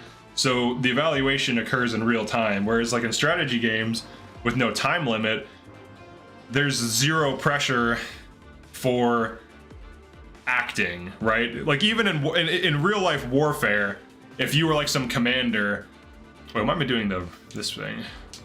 I don't know why I'm doing this paralog. But even if you're like a real like commander and you're organizing troops, there's like terrain, there's morale, there's weather, there's other conditions. Maybe your troops are sick, or maybe the enemy ambushes you at night. Like there's all these different chaotic things that can go wrong. So you can't even perfectly plan or near perfectly plan what's going to happen. So I don't know like fundamentally that I like the idea of perfectly planning runs as a concept. Like I don't think that should be possible. I think there should be too much. I think these games need more chaos, if that makes sense. I also don't think that they should reward I guess maybe I'm thinking it should be like XCOM, where it's more chaotic and bad things can go wrong and stuff like that. Maybe XCOM kind of does it in this way. I just haven't played that game. You know, in 2022, World Champion Magnus arrived 2.5 minutes late for a 3-minute game and still won. Yeah, Magnus is really good. He's really good. That's right. I had one run that was tome heavy as 0 units. Start. After you It's just, I don't know, it's just weird to me, like, to plan out an entire run. Like, because it's almost, it's happening outside of the game, right? I'm not saying it's bad, I'm not saying people shouldn't do it or shouldn't enjoy it. It just seems like, I guess it's like preparation in chess in a way. I guess that's fine. If we just view it this way, it's like preparation in chess where you like learn openings and then learn like, oh, this opponent likes this opening. I don't think preparation in chess is fun though. It's almost necessary, but it's not like fun to do. But that's basically what it is. Where you have to like, because like if you don't know these opening traps in this opening that you don't play against, you could lose material and immediately lose a game. So you're almost like forced to learn it, in a way. I'll level with you, I never would have gotten the 4-turn. Excess is way better than me. Yeah, like, so, I mean, a lot of the LTCers are very good at puzzle solving, so I can see a lot of them seem to like engineers and more like science oriented. So I see the appeal of it, and I'm not saying there's anything wrong with it. It just feels weird that like a game, I feel like you should be playing the game. It's weird that you can spend a lot of time outside of the game for immense benefit in the game. In a way where, like, if I was playing TF2 or Tribes or even Overwatch, there's like some things you could learn that could supplement your gameplay, but at the core of what you're doing, you need to be mechanically skilled and have game knowledge. So it's like kind of like a marriage of the two things. Whereas like with these games, the mechanical skill requirement is non-existent. You literally just need knowledge. And knowledge alone can trivialize most of the game. Like even just by running something like, you know, dual assist bot with holdout. Just sounds like a playstyle difference to me. Like a playstyle difference in terms of how much preparation. Well, no, I mean like if we're playing like basketball, most of the time spent improving at basketball will be spent running drills, simulating events in basketball, or actually acting out the mechanics or acting out like a pass or some kind of like strategy. So like you drill, and same thing with like FPS games. Like if you want to get good at like, you know, 1v1ing in TF2, you do 1v1 mod and just fight people all day so that your mechanics improve, so that when you encounter another scout, when you're on scout, you probably will dominate them if you have better 1v1. Whereas in games like this, you really just need to know key bits of information and then apply those in either a general or a specific way to produce huge results and win. So it's almost like the knowledge in of itself pushes you into victory, and then basic things like positioning play out as well. This game isn't basketball though, it's its own genre, its own rules. Sometimes trying to push the game to a limit is the point of some playstyles. I get that. I spend a lot of time in-game running test after test. Okay, so you're iterating. So iterative testing is really good for, it's definitely better than the theory crafting in some cases, in most cases, unless the theory crafting is like difficult to get to the result or there's some condition that prevents you from running it over and over again to test it. I think the big difference is the mindset. I still don't think about the issue in any competitive sense. Nice.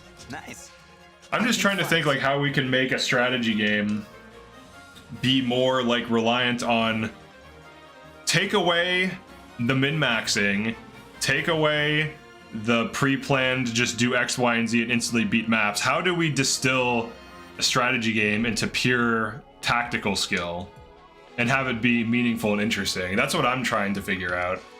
Say the word. Because like I'm just trying to observe the problems that these games encounter as you go higher and higher, like, you know, as you start doing LTCs and challenge runs, like how these games break down, or even just in general gameplay, like what is going on, what is causing the problem, how do other things handle it. Like some games, it's just that the mechanics are so difficult to master. You can explain it to someone, but mastering it just takes 10k hours. So it's like, for some games, they just have that baked into it, so that problem is solved. But for strategy games, especially single-player strategy games, I haven't encountered a game that actually like randomizes what it's doing in a meaningful way to even try to emulate another player. Because like in chess, if I try some stupid opening on you and you're remotely smart or good or about as good as I am, you're going to diffuse it and probably turn it into a counterattack, and then I'm going to get punished for doing a stupid opening on you that's like super aggressive or whatever. But in this game, if you do some stupid opening aggressive move, if it's calculated to be safe, then it just works every time. So like you don't get that level of pushback from the game where it's like, oh, you just warped in a unit next to 5 enemies, and because you tank it due to this broken build, you just get away with it. Like the game doesn't undo your broken build, it just lets it exist. So that's like the issue that I've run into with some of these games, where it's like they just let you pick apart the game as much as you want, and then you share that. I mean, that's basically what my guides are, is like, here is this thing that breaks the game, go nuts.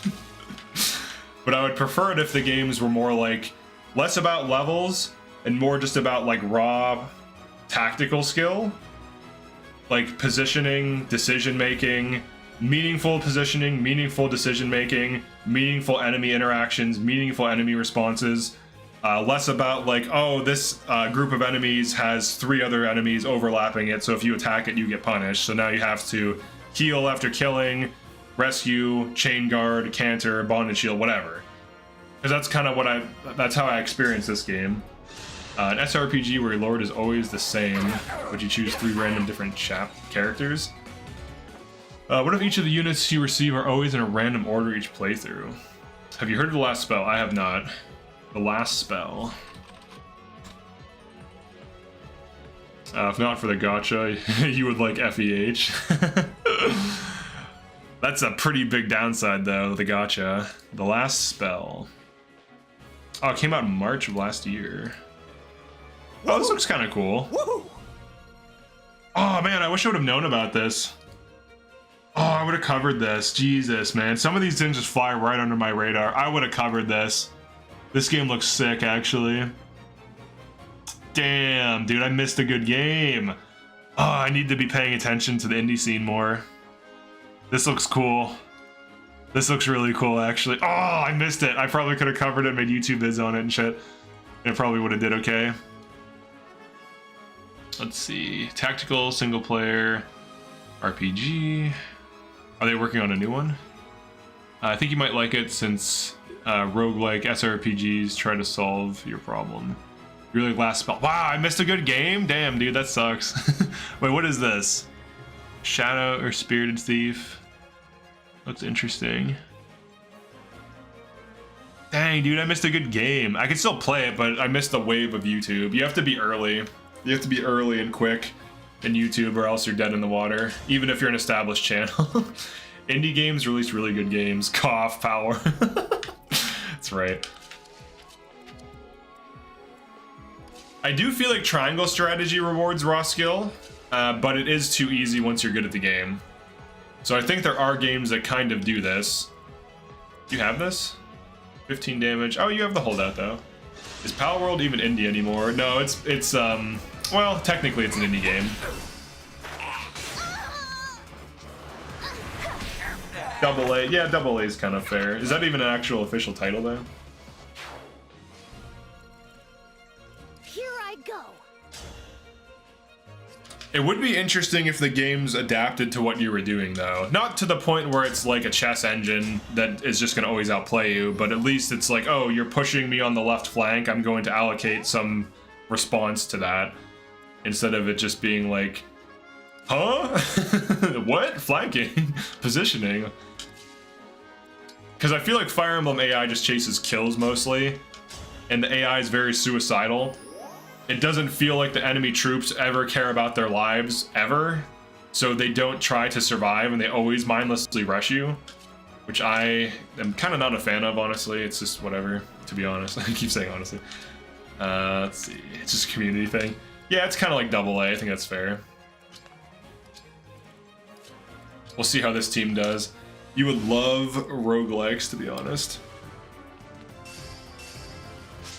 I actually developed a roguelike. I took it off the market though, because I wasn't happy with the quality, but I actually made a roguelike in Unity. It took me 2 years.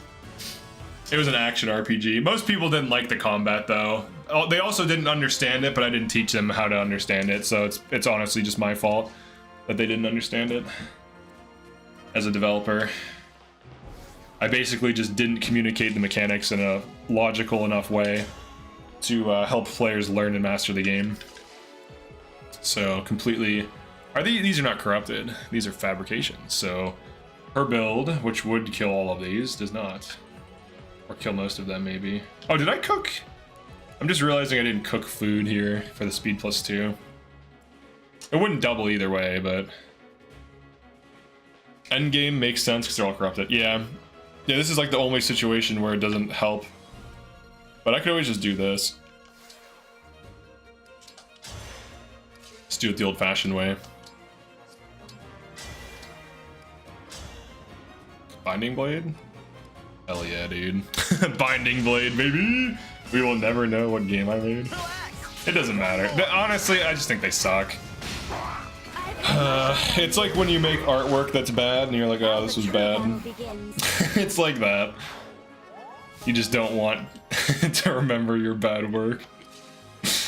Some artists delete their bad work. I guess that's what I was doing, was culling the junk. Yeah, I wasn't a fan of it. Different life. Let's see. Let's go here. Good tutorials are cringe. You know everything right away. Gatekeep your own game. Yeah, I think that was my big issue. Alright, these guys gotta get out of there. I think this is enough distance here.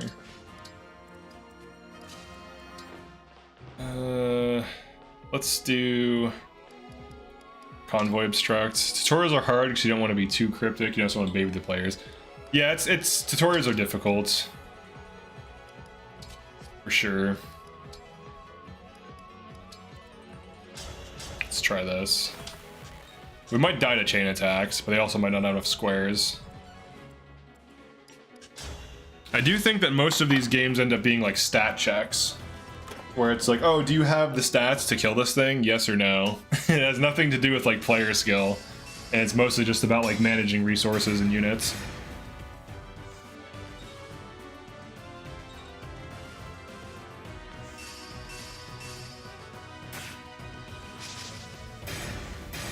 Ooh, the crit though.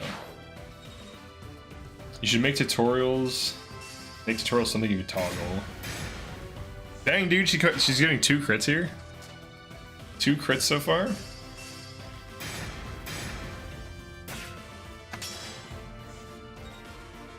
She is insanely fast. This isn't a bad start. That's right, Chloe. It's a pretty good start. Give me a crit. Alright. 0% removes that because stats are very fixed. It does. But it's also, you have to like go out of your way to turn the game into that. Actually, no, that doesn't remove it. That doesn't remove the problem of needing to hit benchmarks. So like, all right, so that's, let me elaborate on what I mean by this. So, all right, so let's say we have an enemy, right? 35 speed, 34 defense, 62 health. It isn't so much that I need to make a good move to kill this. I just need to make a simple move with a good piece. And 0% prevents you from gaining stats, but you still need to pass stat checks. So in order for the piece to have a good move is not the move itself, but the piece itself. So you still need to produce some kind of thing that can vomit out enough damage to get over the 34 defense, whether it be like a Bunet crit or whatever. You still need to min-max the unit in order to kill. It still doesn't solve the problem. It just removes the ability to pass stat checks easier. So the stat checks are still fundamental in whether or not the move is good, dependent of the tactics in question. Because it's just like, oh, do you pass the stat check? You kill it. It's more like a binary thing versus like some nuanced thing like, oh, I put this unit here so that they take half damage, so that when we fight this, like whatever. Like there's no, if we're just thinking about in terms of like killing something, but there's no like good, like even this right here, like this is not very sophisticated, right? This setup. If anything, this is like an example of brainless tactics, right? Where it's just like, oh, just use bondage shield. You just always win.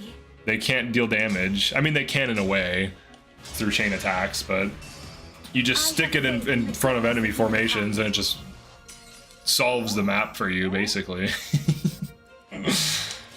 I don't know. We're getting all philosophical today about like strategy games.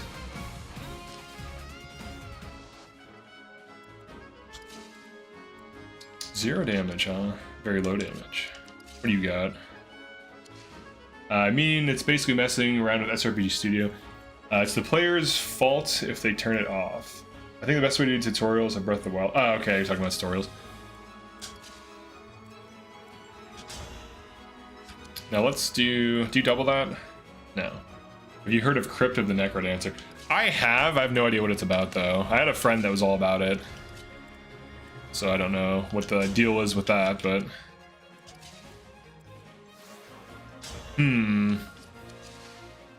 So now we just have to find a kill. So we fail a stat check, so now I have to find a kill, right? Which is almost like trial and error, in a way. Like, I'm not really responding to the tactics they're using, I'm more of responding to the stats that the enemies bring. Which is interesting. Grid-based, but rhythms, you have to make decisions in the rhythms of the music. Yeah, I've heard of that game. It seems interesting. Do you think removing the traditional leveling system would appeal to you more? I don't think leveling really does anything in these games. I know people like it because it gives you the sense of progress, but to me, the greatest sense of progress is improving as a player. So to me, levels and stats don't matter at all, because I've played all these like high skill FPS games where you can just keep improving at the game, and just by virtue of becoming good, the game becomes more enjoyable, at least for me. So I would rather have that experience with strategy games, which is probably why I like chess so much. But the only issue with chess I find is like the level of like studying, like straight up studying you need to do to become good at chess. Like if you actually want to become good at chess, you have to study a lot of the mechanics. You can't just kind of like wing it. You have to like really sit down and like regularly study positions and regularly do chess puzzles. And it's like a huge level of maintenance. So maybe something with less dedicated learning than chess, but more tactical knowledge than your average Fire Emblem would be like the sweet spot for me. I think that would be interesting. Who's gonna get this last hit? I have Parthia. I can probably just sit here and avoid tank. Yeah, I can just avoid tank. Oh no, I can't get the kill unless I proc. Has Unicorn Overlord lived up to what you were expecting from it? I haven't gotten very far in the demo yet. I think it's a really fun game. Right now, it feels a little too easy, even when like being chat sabotaged and goofing off as someone who's not necessarily experienced in the game yet, because I only have like 100 hours in the game, maybe. I would say when you hit like 500 to 1,000 hours, you're probably decent at most things, assuming you're trying to get better. But long term, it might have more. In the demo, now this is just a demo. We don't know what the actual game is like necessarily. In the demo, the later fights seem interesting, so it does have potential, and it also forces you to adapt to what the enemies are doing on the regular. I know some people are preaching these like preset like templates for like fighting things, but I think the meta would probably be manually adjusting your tactics tailored to each enemy group to squeeze out as much result as you can. So that's what I'm going to advocate for, unless it becomes clear there's like broken things that just always win. But right now it seems pretty decent. In terms of evaluation and tactics, I think a lot of it's preparation, which, you know, I guess that's true of most battles, right? Like the more prepared you are, the better you'll do. So like if you know exactly, there is the game knowledge problem where like if you know exactly what to do, you can just destroy the game, which is probably going to be an issue for most strategy games no matter what you do, realistically. All right, so he's unbroken, right? He cannot be broken. Oh no, he can be. He's just on a sword.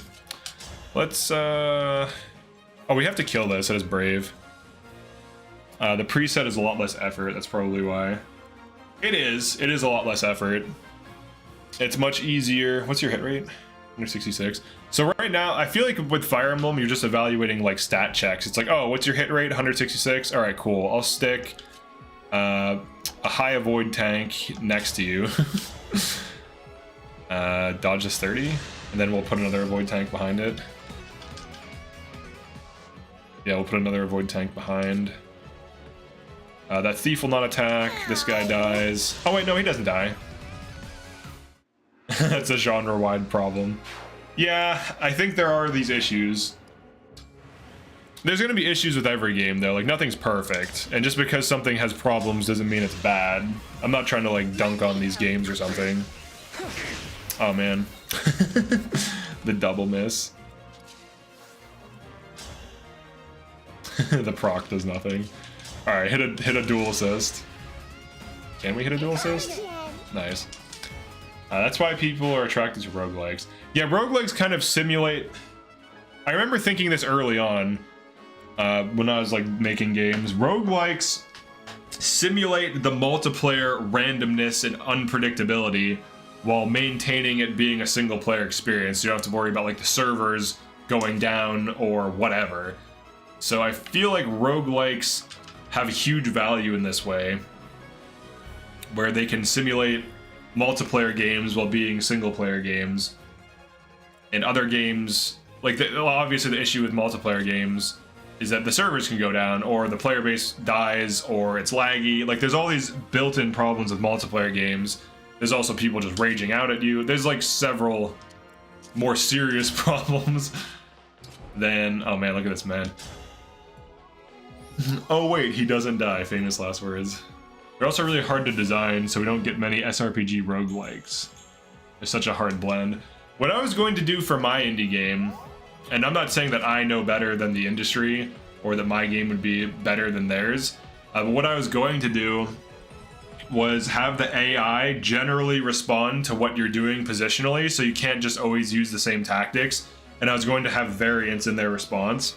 But they wouldn't be like super punishing, like where they always just put a bunch of dudes near a choke point, so as soon as you walk through it, they kill you.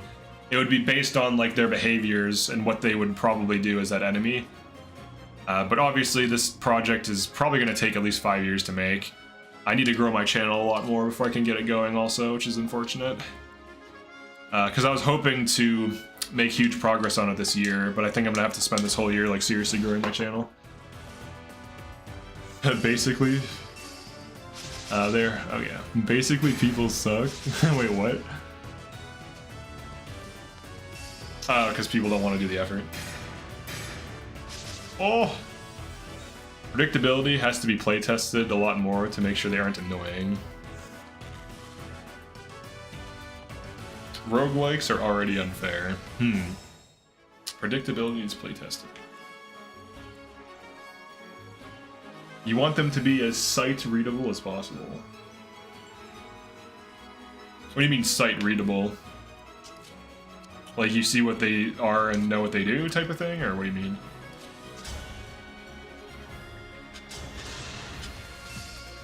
Let me help.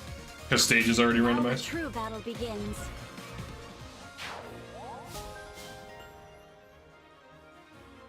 Because people can flame you. Oh, yeah.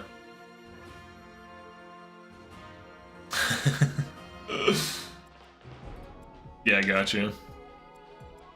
Yeah, people get really mad in these online games, which makes them less fun too, because like you could be enjoying the game at times, but then there's some guy who's like explicitly calling you out or raging at someone on your team, like, oh my god, our med sucks or whatever, and it just completely kills the experience.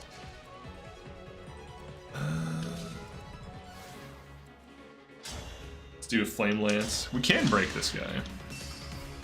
Relax. Another.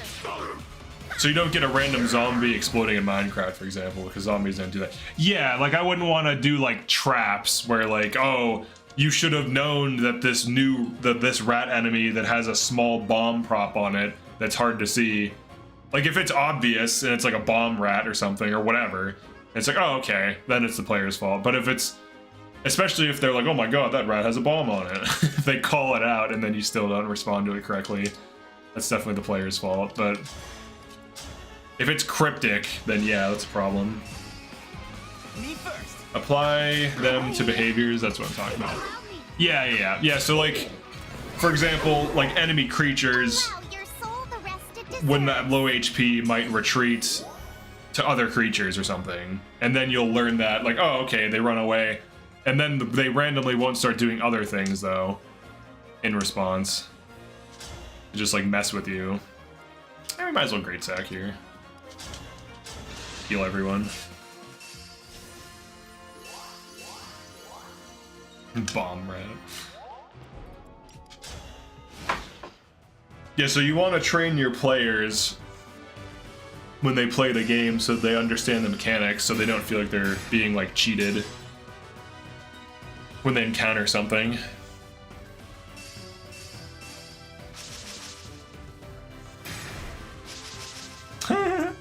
Even if he hits, the holdout saves her. That's so great.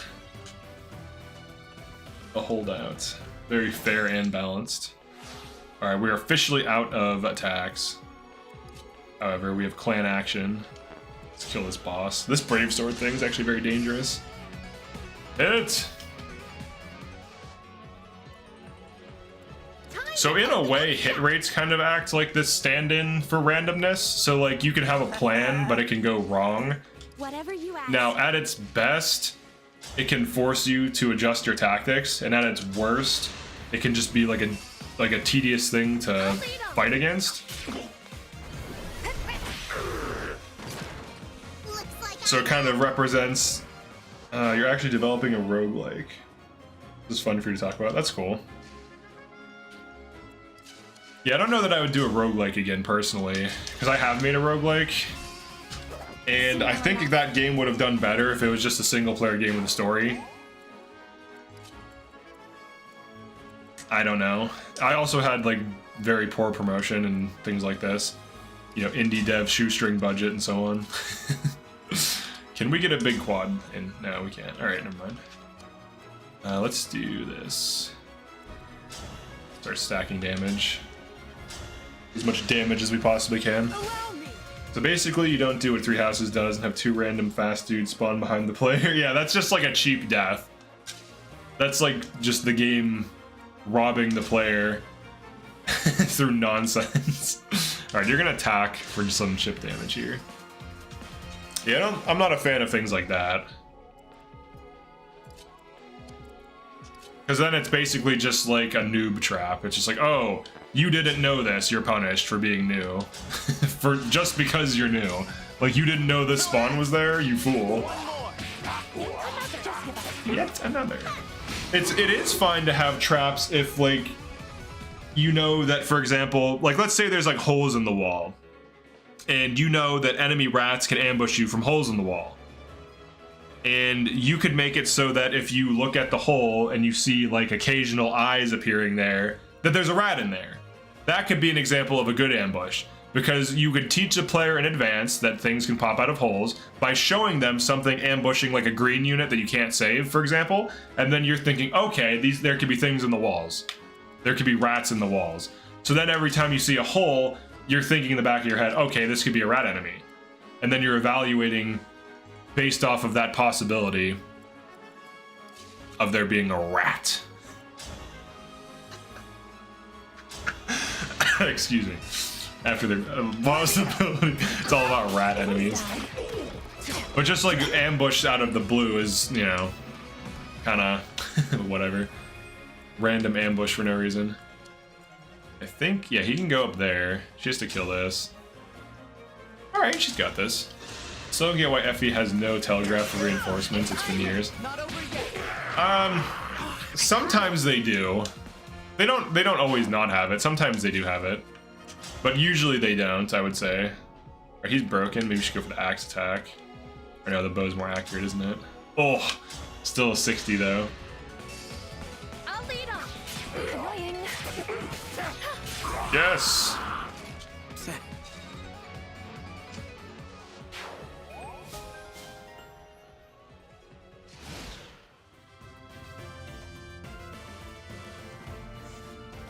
One thing I was thinking of doing was making maps almost like chess puzzles, but not like fuzzy chess puzzles.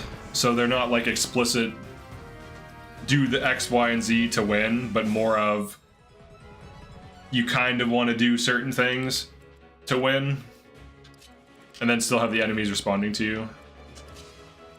It's weird though, because you almost have to design them around being puzzles.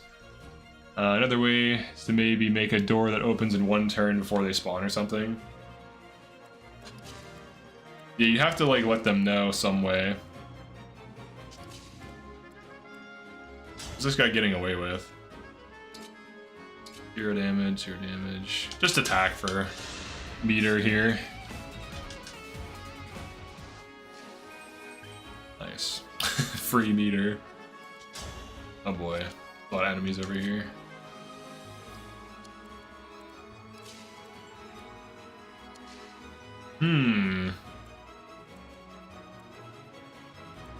So that's a lot of things, actually. I could body block there. Let's try that. Rough fight. All right, you just move up. You move up. Where's who has obstruct? She does. Cactus. Me first. Die already. I can help. I can help. Alright, and then Hort. We need some kind of support here. We have to kill this. Jesus. What is the speed on that? 28, okay. Do we have a good quad strike? Oh, it's so disappointing.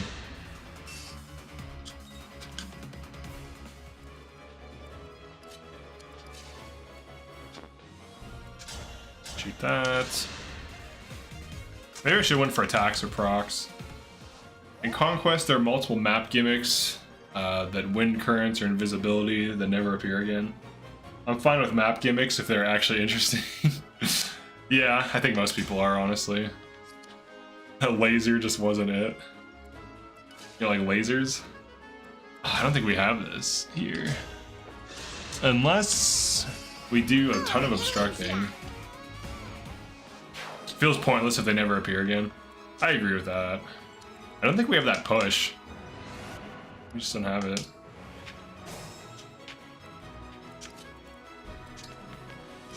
This might be, I don't know if this is controversial, but I feel like Fire Emblem has too many deploy slots. I think it'd be better with fewer things on the board. Part of the issue it has is if you have deep mechanics, it becomes needlessly complicated if you have like a ton of everything everywhere. So you kind of want to reduce the amount of complexity before introducing more again. That makes sense. Like you don't want to have super deep complexity and then have like several things, like 20 things on the board. It's just obnoxious. It's just too many things to calculate. Feels like a waste of dev time and players simultaneously. Yeah, you're learning something that never appears again. I agree, that is kind of dumb.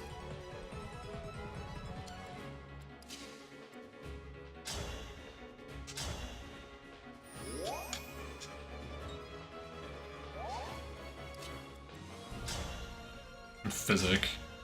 There you go. We're just gonna heal everyone really quick. Give me only physic, huh? Alright, we'll point blank physic, I guess.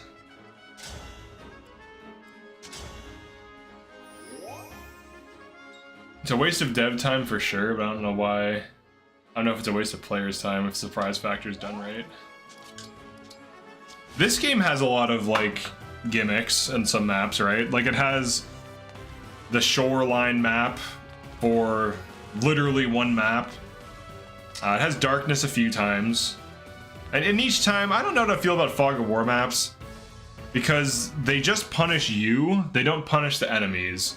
Whereas with the Chapter 16 map, the enemies are also punished by the water. So I feel like Fog of War maps are just bad design, but the water maps are perfectly fine because both you and the enemy army have to play around in this water. Chapter 24 is also a one-sided gimmick, but it's in the end game, so I'm fine with it. I think Chapter 24 is probably the best example of a good gimmick map, where there's counterplay.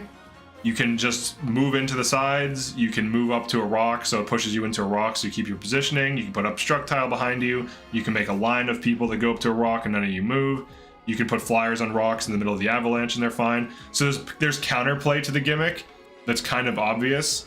I think that's actually one of the best gimmick maps in the series, to be honest, because it's not cheap, you can reasonably beat the boss, and even in a challenge run I was able to beat it, so it's honestly not bad. Chapter 23, however, is an example of a bad gimmick, where it's like all of a sudden everything everywhere is freezing you for no reason, because why not? And that just feels like one of the worst maps in the game. I think Chapter 23 is the worst map in the game. I can't think of like a worse map. Like even Divine Paralog, you can figure out how to solve it. Now you can beat Chapter 23 easily, but it's just the worst map because it's a gimmick that's annoying to play against, that's not skillful on the enemy side. It's just like, we just spam freeze. It's like, all right. We just keep spamming freeze. And it's also countered by a 200 SP passive. Or just throwing Micaiah Great Sack on a Chi Adept to then cleanse everyone. So it's like, kinda dumb. In a lot of ways, it just feels like a dumb thing. Like, why freeze spam on the lava map? I'd rather them set my units on fire or something. You hate Chapter 23 with a passion. Yeah, it's just a bad, not fun chapter, to be honest. Alright, we have to deal with a lot of spam here. Things like that are 100% countered by simply knowing one specific thing is never fun. I'm kind of in a pincer attack with a lot of high health enemies around me. The problem. We have no way of reaching this, but we can probably stall this out with 2 abstracts. So we'll do that. Oh, that's a boss.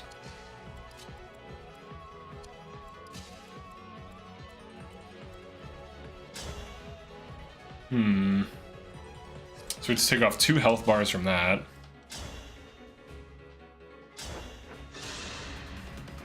This game's gimmicks are also mostly stalls. Yeah, the game almost never wants you to play fast, or at least not directly. It doesn't like encourage it.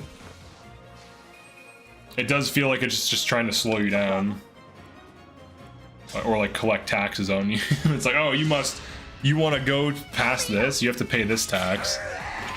You can't get through. There's too many enemies everywhere, all the time. Even with a crit, she doesn't kill here. If I may. I can help. Not done yet. Oh. I may.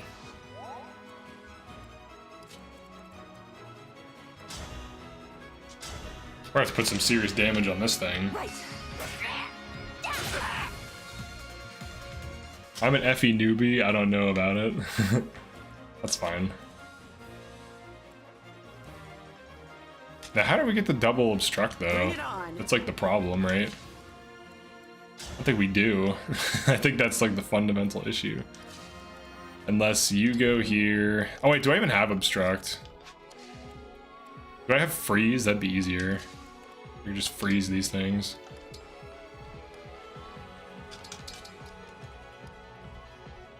I don't even have freeze. Oh my God. That's a problem. Oh, but I used the thing, so now I'm stuck in this. 0 damage. Alright, we have 0 damage.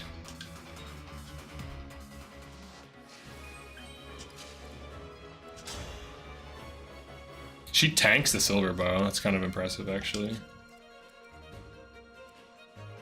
He does not tank that axe. Yeah, this axe thing is just such a huge problem. These would have to obstruct. This has to tank this, which it does not do. And either way. Yeah, like this is just like a straight up stat check here. Fighting these things, it's literally like, oh, you don't have enough stats, you lose. There's nothing, like their plan is not good.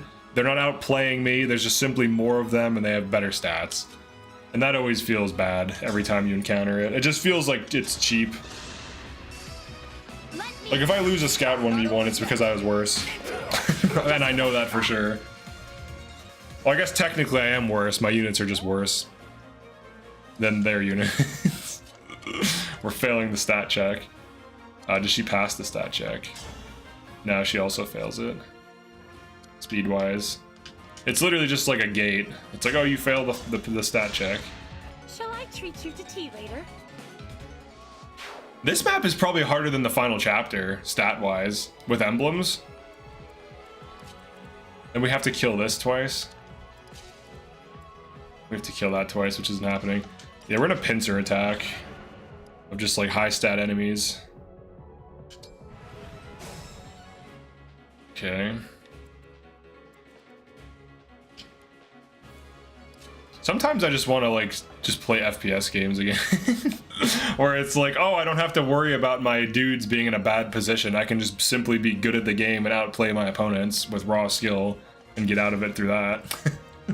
And not have to worry about like being out of position for every like single attack or whatever. Let's do something. Obstruct, obstruct, obstruct, obstruct.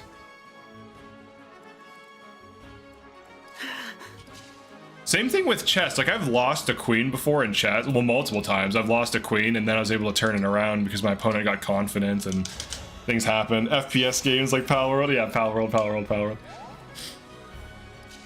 Alright, you're gonna obstruct.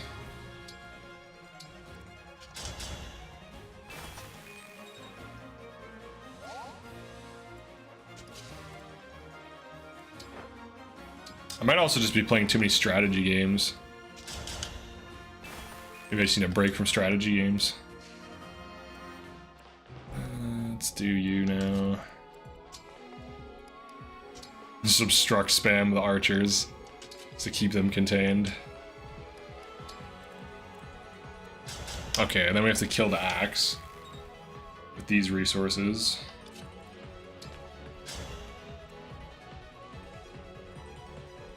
Honestly, yeah, everything. You're tired of the genre. Here we go. Oh, she missed. Yeah, I'm also not a fan of like when my units miss attacks. That's not something I enjoy. It's like, oh, this would have kind of worked out if you just didn't randomly miss. Just hit your attacks. Alright, you have a steel axe. Master Lance, 0 times 2. Oh, here we go. Crit on light rate. Light brand. I'll go first. Still kicking.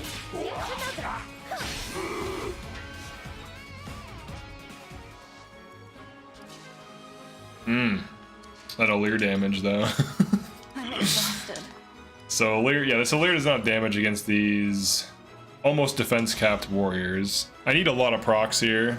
Well, I really just need 2 procs, which I could get. Who knows? Let me help. Here's more. That's a problem. If someone dies that deserves it, I'll allow it.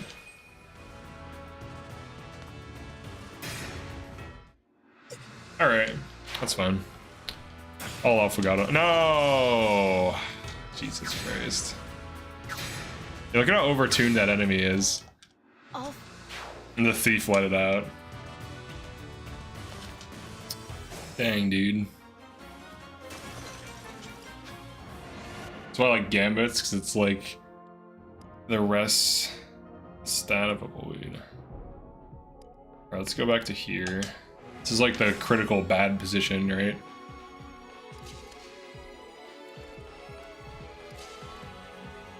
What are your hit rates? Can I just dodge tank you? 175. We're just gonna dodge tank you and just blatantly disrespect the map right now.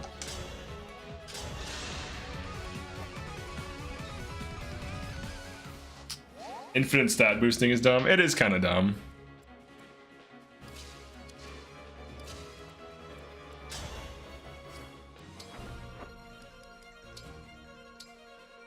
Now, it doesn't help that this team doesn't 1 and 2 range enemy phase. But not getting hit is pretty good. Are you firing your emblems? I'm trying to.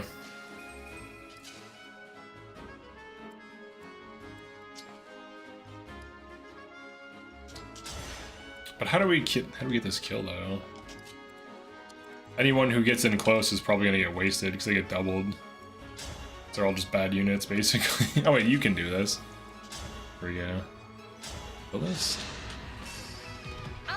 The stat checks fail. I always feel like the tactics are second to the stats in this game. In these games, really. And then in chess, there are no stats. It's literally just tactics. So the only thing that matters are tactics. And these guys don't have heals. And when the emblems are fired. He fired most of his emblems and there's 4 left. I'm going for Anna.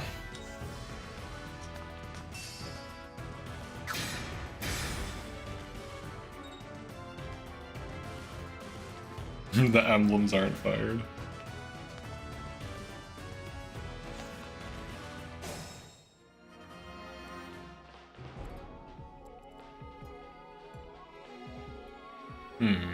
Now they're not close enough to kill though, are we? We just simply don't have the kill on this because it has too much health. Well, maybe we do have the kill on one of them. Should you develop a new game, chess emblem? I don't see how you couldn't literally just make SRPGs more chess than D&D. I don't get what you mean by that. Make them more chess? Please roll a random crit? Nope. Alright, it's still alive. And now we have this issue of the archers alive. The other archers alive. We have no way of killing it either. We have no way of killing it. I can kind of try to stall it. Fire Emblem with normalized stats.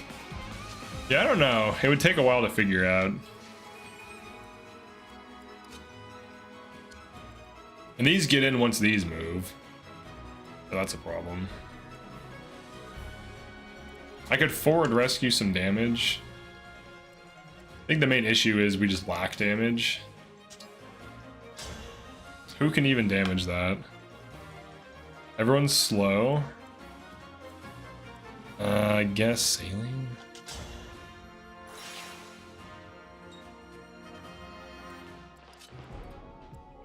I think the problem is my hard carries are doing too much work. And the other units can't contribute enough.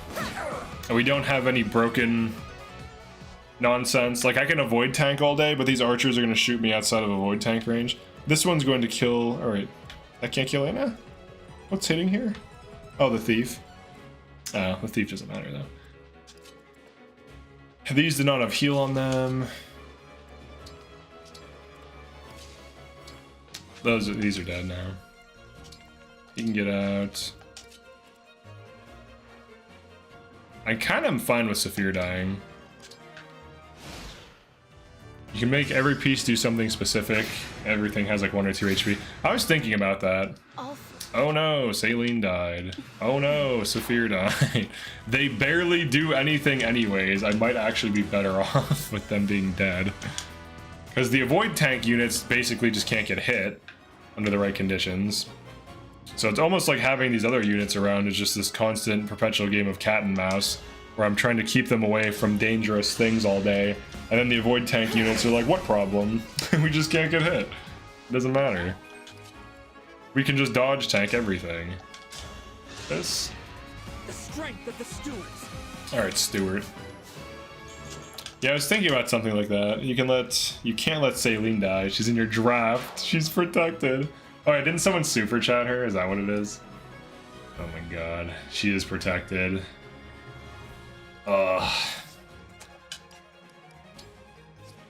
Honestly, this is not worth it. This map is not worth it.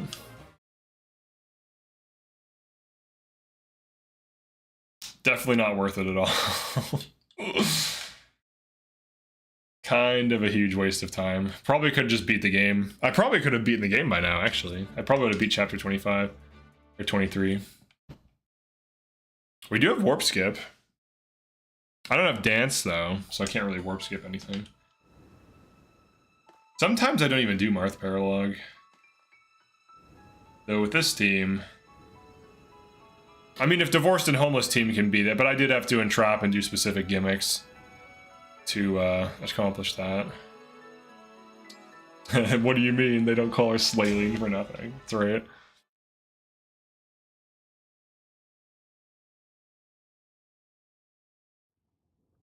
I don't even know what I would stream. Like, what else would I stream? Wait, why am I opening Discord? Let's open Steam.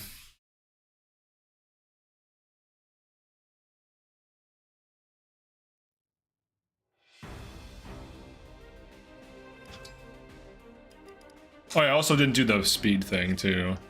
I didn't do the meal thing.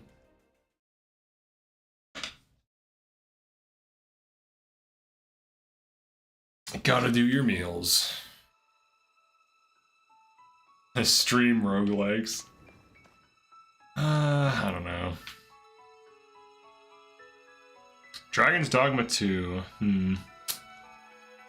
Games I didn't have.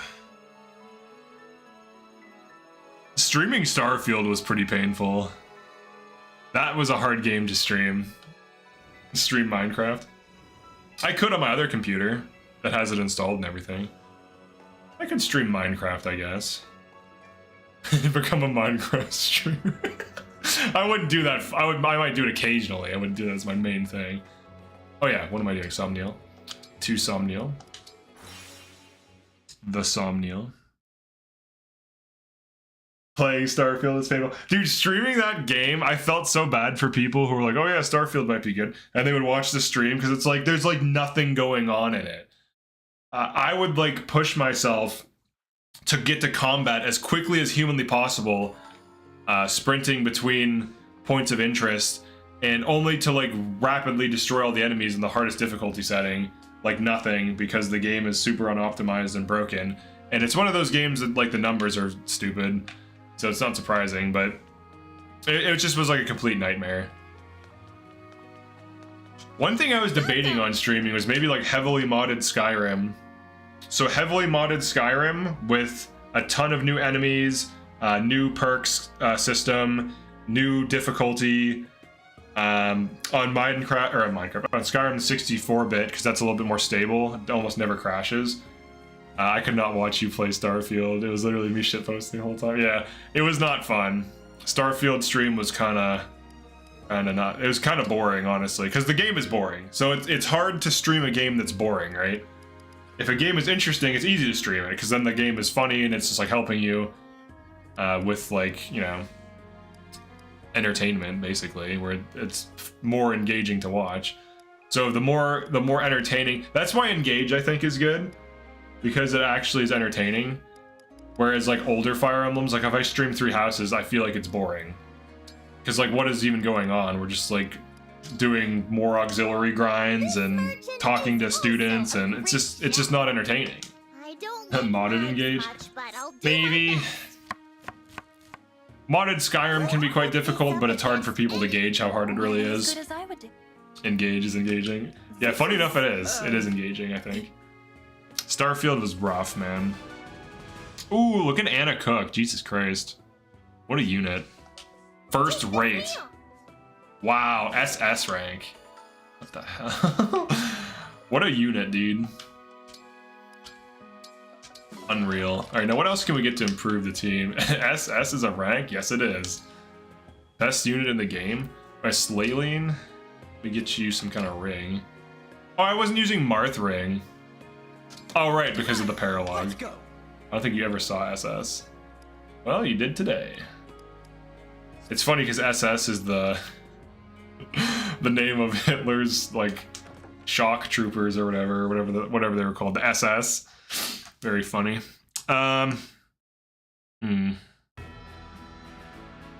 Devil Daggers is pretty entertaining, but that's not really something.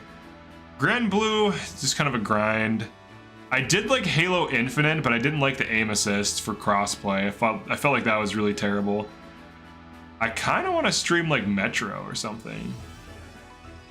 I feel like that could be fun.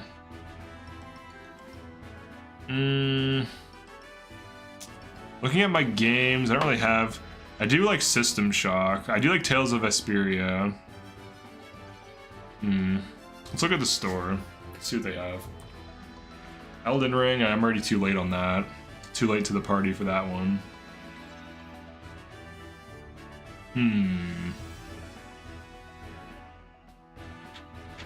What do we want to do? The hell is this? Oh. It's a... I like how there's just porn games on Steam now. Or, I'm sorry, prawn games. I don't like saying that. There's just straight up prawn games on Steam. So like when you're looking through games, what the hell is this game? It's like, oh, it's one of those. It's one of those games. Emblem. Let's look at builds. Let's start there. Let's see if we can improve these builds. Holdout is fine. Holdout, magic plus, dual assist plus, strength plus 3. Stream Genshin Impact, give in to the Genshin gods. Oh god. I'm definitely not streaming that. Pokemon?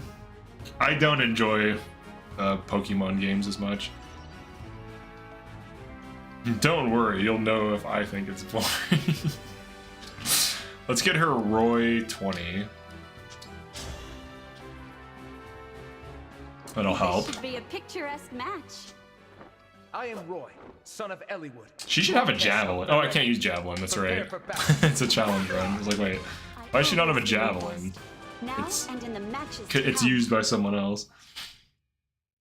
I think the ridiculousness of the characters engaged makes it fun to stream as chat fights over who to save. Yeah. Yeah, that typically is what happens. Hold out, plus. Hold out, plus. Why are there 3? There should be like 2, I think. 3 is kind of hilarious. Who else needs something? Oh, we got some supports.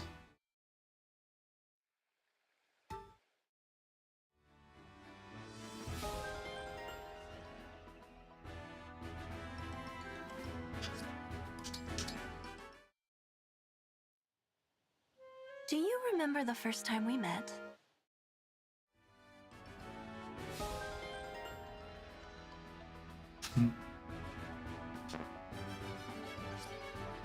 Alright, let's get this. Just reading through some comments here. The cook-off Stream Smash. Dude, I do not have the time or the interest to play Smash Bros. I was fighting Leo Eris in it, which was pretty crazy. Because 1, I don't even have a character I feel remotely comfortable on, and 2, he's done tournaments and has like 5k or 10k hours or something ridiculous. Stream Roblox. Of the characters, just sent in full in the wackiness, or engaged just sent. Yeah.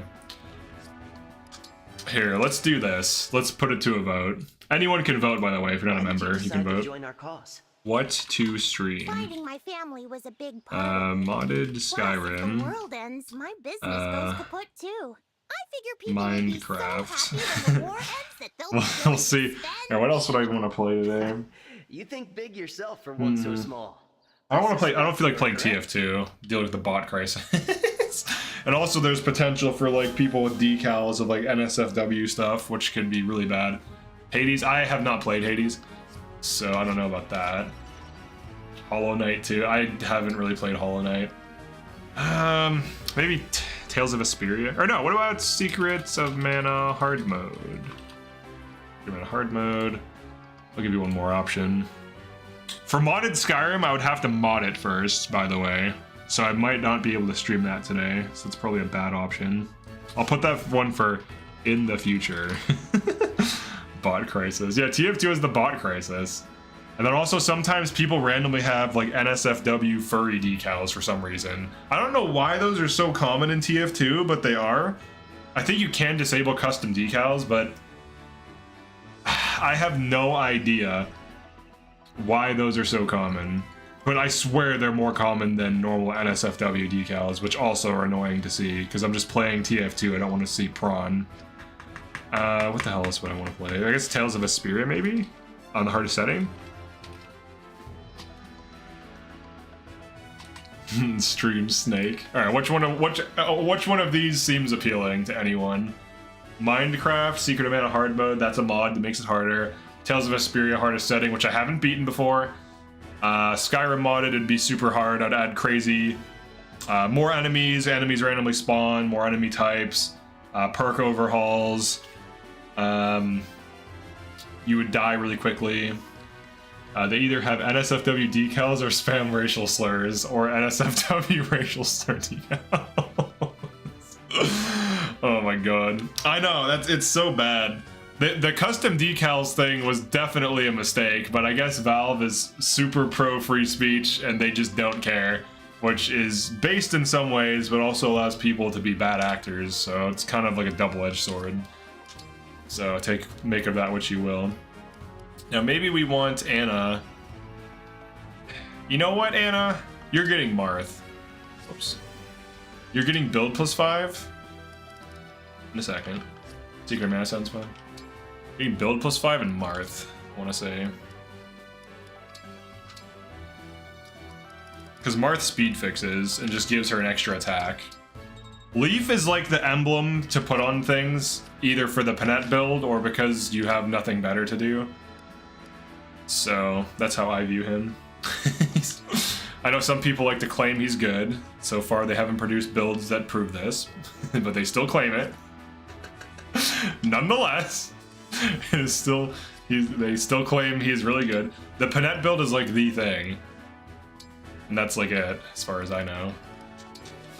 I'm also very free speech because you'll be ostracized anyways depending on the community. That's true.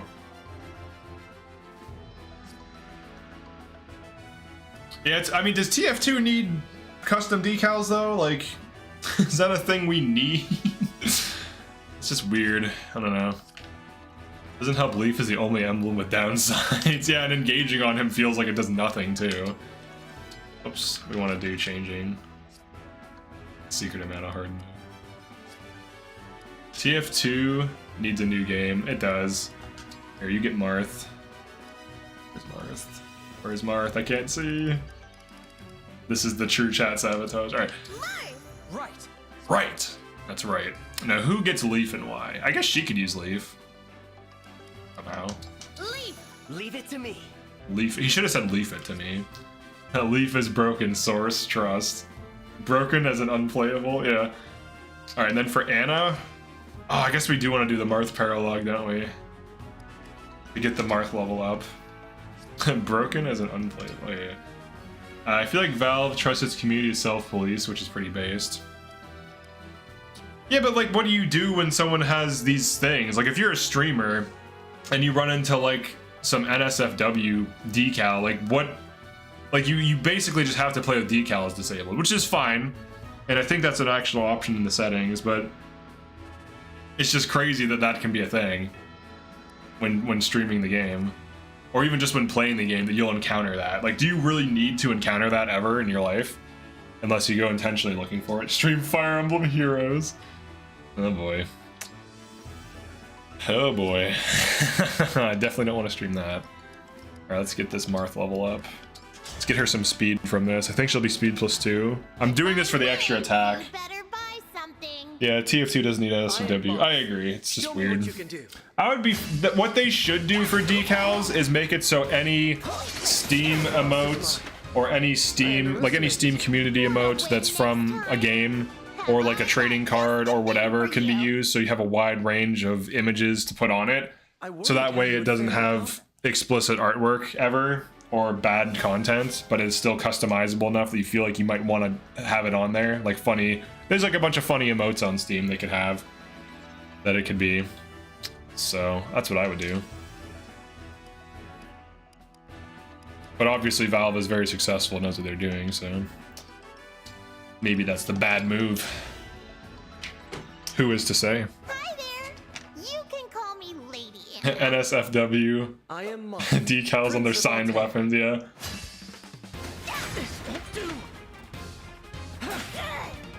The loss is mine. I underestimated you. Wanna win next time? Have I got just the thing for you? The gremlin. Get gremloned. Get gremloned. Alright, so for Tales of Vesperia, I have not beat it on the hardest setting, so I actually would be learning it as I was going. At least they're doing good things with their marketplace on like Epic. Remote play as Pog. Yeah, they do. Steam is, or Valve is like overall really cool. They've been nothing but cool when interacting with them, so. Speed +2, okay. So, she's still slowed down. But I mean, the speed is, it's maybe good enough. it's maybe fine. What about this? This is probably never going to be good, even with Sword Power 4. So I'm kind of giving up on that. With this, Celica, we should beat Celica map really quick. To get her huge magic plus, but with Seraphim, it's redundant, so not really needed. Flame Lance. So she's going to be the main bonded target, and she just sits on Seraphim and just farms. And then Anna can now engage to do extra attacks. The only problem is Flame Lance is super heavy. Let me see if I can reduce it with any of the free engravings. Let's go to this. I was 10 years old, I had that decal because I thought it was funny. Wait, what decal did you have?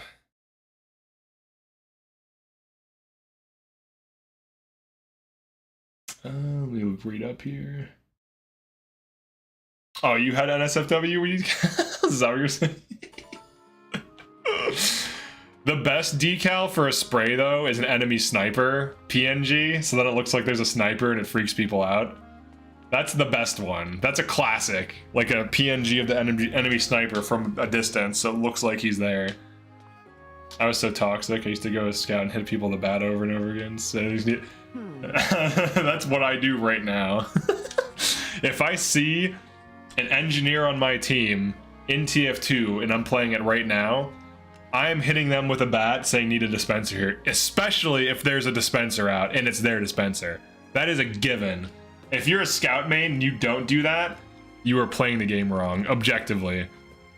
You cannot allow these dispenser producers to get away with this. You have to be as annoying as possible to for some reason. Oh, we're not upgrading, we're engraving. We're engraving. We're not upgrading.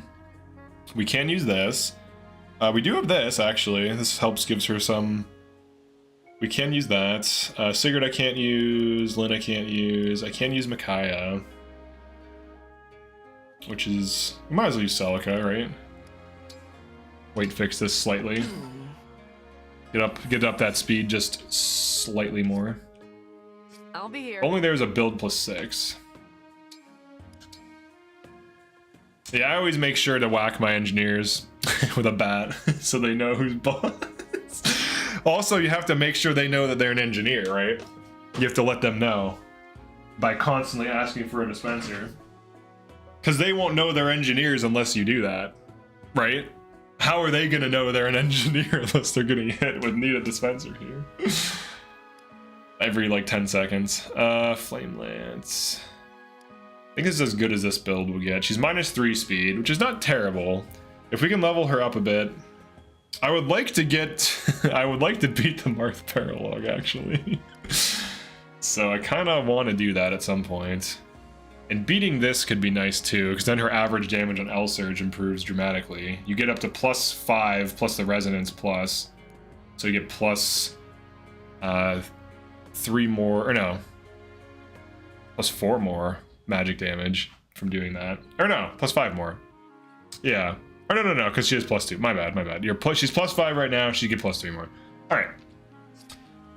Let's go stream Clash of Clans. What is that even? Clash of Clans? Like the... Like, hold on. Like this guy? Like Clash of Clans? Is that what you're talking about? Like these dudes? Clash of those guys? Let's go to world map. Fortnite is cringe with all these dances. All you need is squatting and your head moving and your mouse cursor to emote. That's true. Yeah, you have to crouch and start nodding at people. I love getting people to nod or say no. Like I'll look at a player in TF2 and start nodding at them just to see what they'll do. That's a true sign of who you are as a person. If you nod back, you're chill. If you say no, you're difficult. It's really that easy. The people who always default to saying no are probably difficult.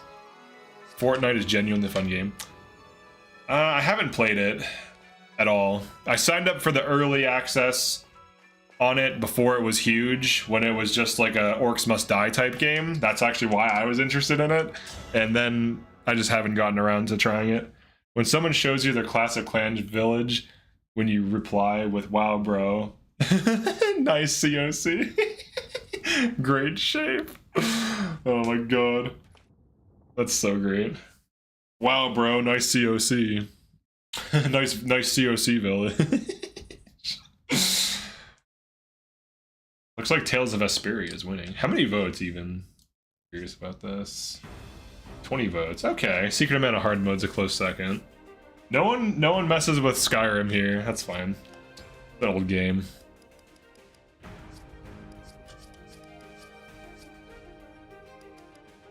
Swap places and swap spaces. Fortnite Battle Pass. That is the what is it? The voice of a generation. I think we do some funny things over. Oh, I can't move Alear over here. Dang. Can she avoid tank? These. She kinda can. She almost can. Alright, I guess we'll start with this side. Stream paint drying. That's a good idea. It'll be revolutionary. They'll wonder about what it's all about. Alright, let's just save here. We'll do an opening. It's weird that the paralogs are often harder than the main missions.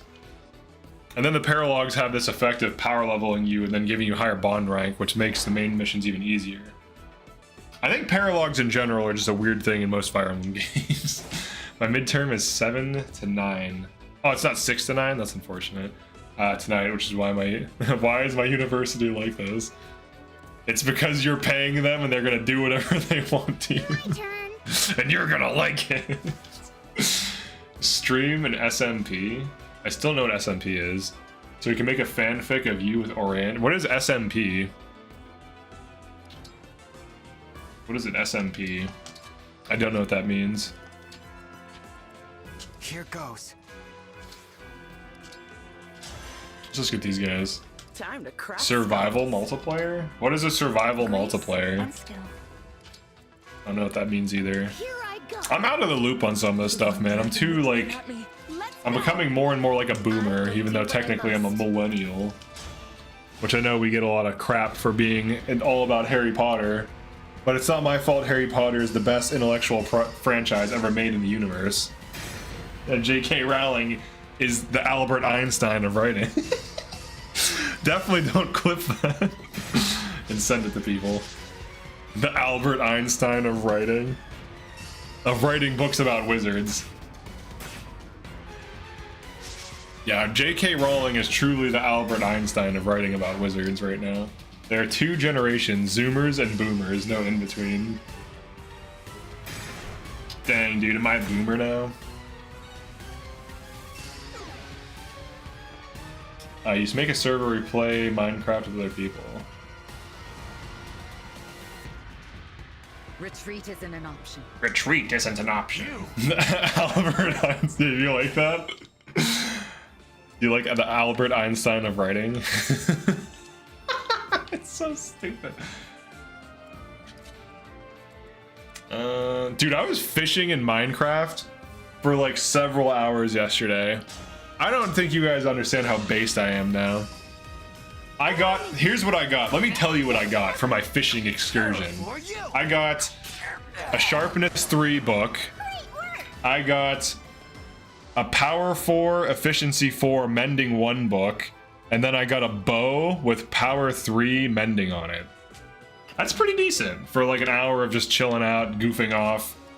And then I also leveled up to 30 a few times and made some enchantments. I also don't mind any pack, but I heard Dawncraft is poorly made / design. Okay. Or Dawncraft. I've never had Harry Potter. Maybe this is why I've never had a girlfriend. No, you don't need to read Harry Potter. I'm just like joking. I don't care about Harry Potter at all. Oh yeah, the high res, huh? The high res studios is why she cannot kill here. Here, Anna, you got this. Let's try to power level Anna so she can get some kills. Thank you. Yeah, get that unit some XP. Harry Potter, the Bible to getting GF. No, it definitely will not help you get GF. Lifting weights and making money will help you a lot. Those two things will help you immensely. If you just do these two things, just make money, not even like a lot of money, just make a decent amount. Just have a respectable job or some kind of income and lift weights and you'll do fine. You have to ask people out too. Those are the things. Those are the things that I recommend doing. And also don't take things personally and don't be too sensitive. Those are the those are the other things. Oh yeah, and also definitely try to find someone who's reasonable and down to earth and isn't on a dating app, if you can. You can meet someone who's down to earth on a dating app, but the probability of that is lower than meeting them in real life doing something that you actually enjoy. So try to join a club. By that I mean like there's like groups like the runners clubs and stuff, and there's things like you can join a class to learn how to cook things if you don't know how to cook. There's like dancing classes. There's all, you can join yoga, you can join a martial art. There's all sorts of places to meet people. That will help you immensely. It's a life hack. My one friend literally met his wife at a dancing class, so I've seen it work. Literally the first dancing class. She wanted to do, it was like ballroom dance or something, and she like kept trying to dance with him, and he was like, oh, okay, and then now they're married, they have 2 kids and the whole thing, so. Not joking, not asexual, I definitely hate humans, prefer to hide in the corner of your school. Oh no, we're frozen. That is not very fresh of them to have frozen me in this way. We need to cleanse. Oh, do I have a Micaiah unit? Did I unequip? Oh wait, here's a Micaiah. Here, you, where's my, oh, here we go. All right, so here's what we do. First you pop, and then you lock. No, I think that's like some old school dance or something. Let's do, oh, you know how you need restore on this map, and then when you don't have it, it's not a good idea? That's a problem, actually. That's like a big problem for this map, not having restore. You probably want that, I would say. That's definitely something you want on this map. On chapter 23, that's like the thing you definitely want to have. You definitely want to have restore. 9 times out of 10. Let me buy some staffs too. I'm just gonna, I always don't do inventory management when I'm streaming. I'm not blaming streaming, I'm blaming me not doing it. It's my fault. Whoops. It's definitely my fault. No one is telling me to not do it. Don't buy restore. Like no one's like, oh, you better not buy restore this playthrough, or I'm going to destroy you in TF2 right now. And it's like, oh Jesus, I better not do it. I better not buy these staffs. Let's buy some staffs. Let's buy obstruct as well. You're way down here. FEUI, quality of life could be a lot better for modern game. I guess so. It seems decent. I'm fine with it. Obviously, the reason you don't have a girlfriend, or you don't have a girlfriend, is because women aren't real. Yeah, they're all. It's all a psyop. It's all not real. Everything is an illusion. Celine's crown is an illusion. I think that's it for this one. It looks like Tales of Vesperia won. All right. 22 votes, Tales of Vesperia, hardest setting. All right, we'll try that. We'll try it out. We'll experiment a bit with different games, just to mix it up. So I will end this stream for now. Thanks for checking this out, everyone. It is the 1st of March, so May the March of First be with you. I think that's what they say, right? And I will see you probably in like an hour. Peace.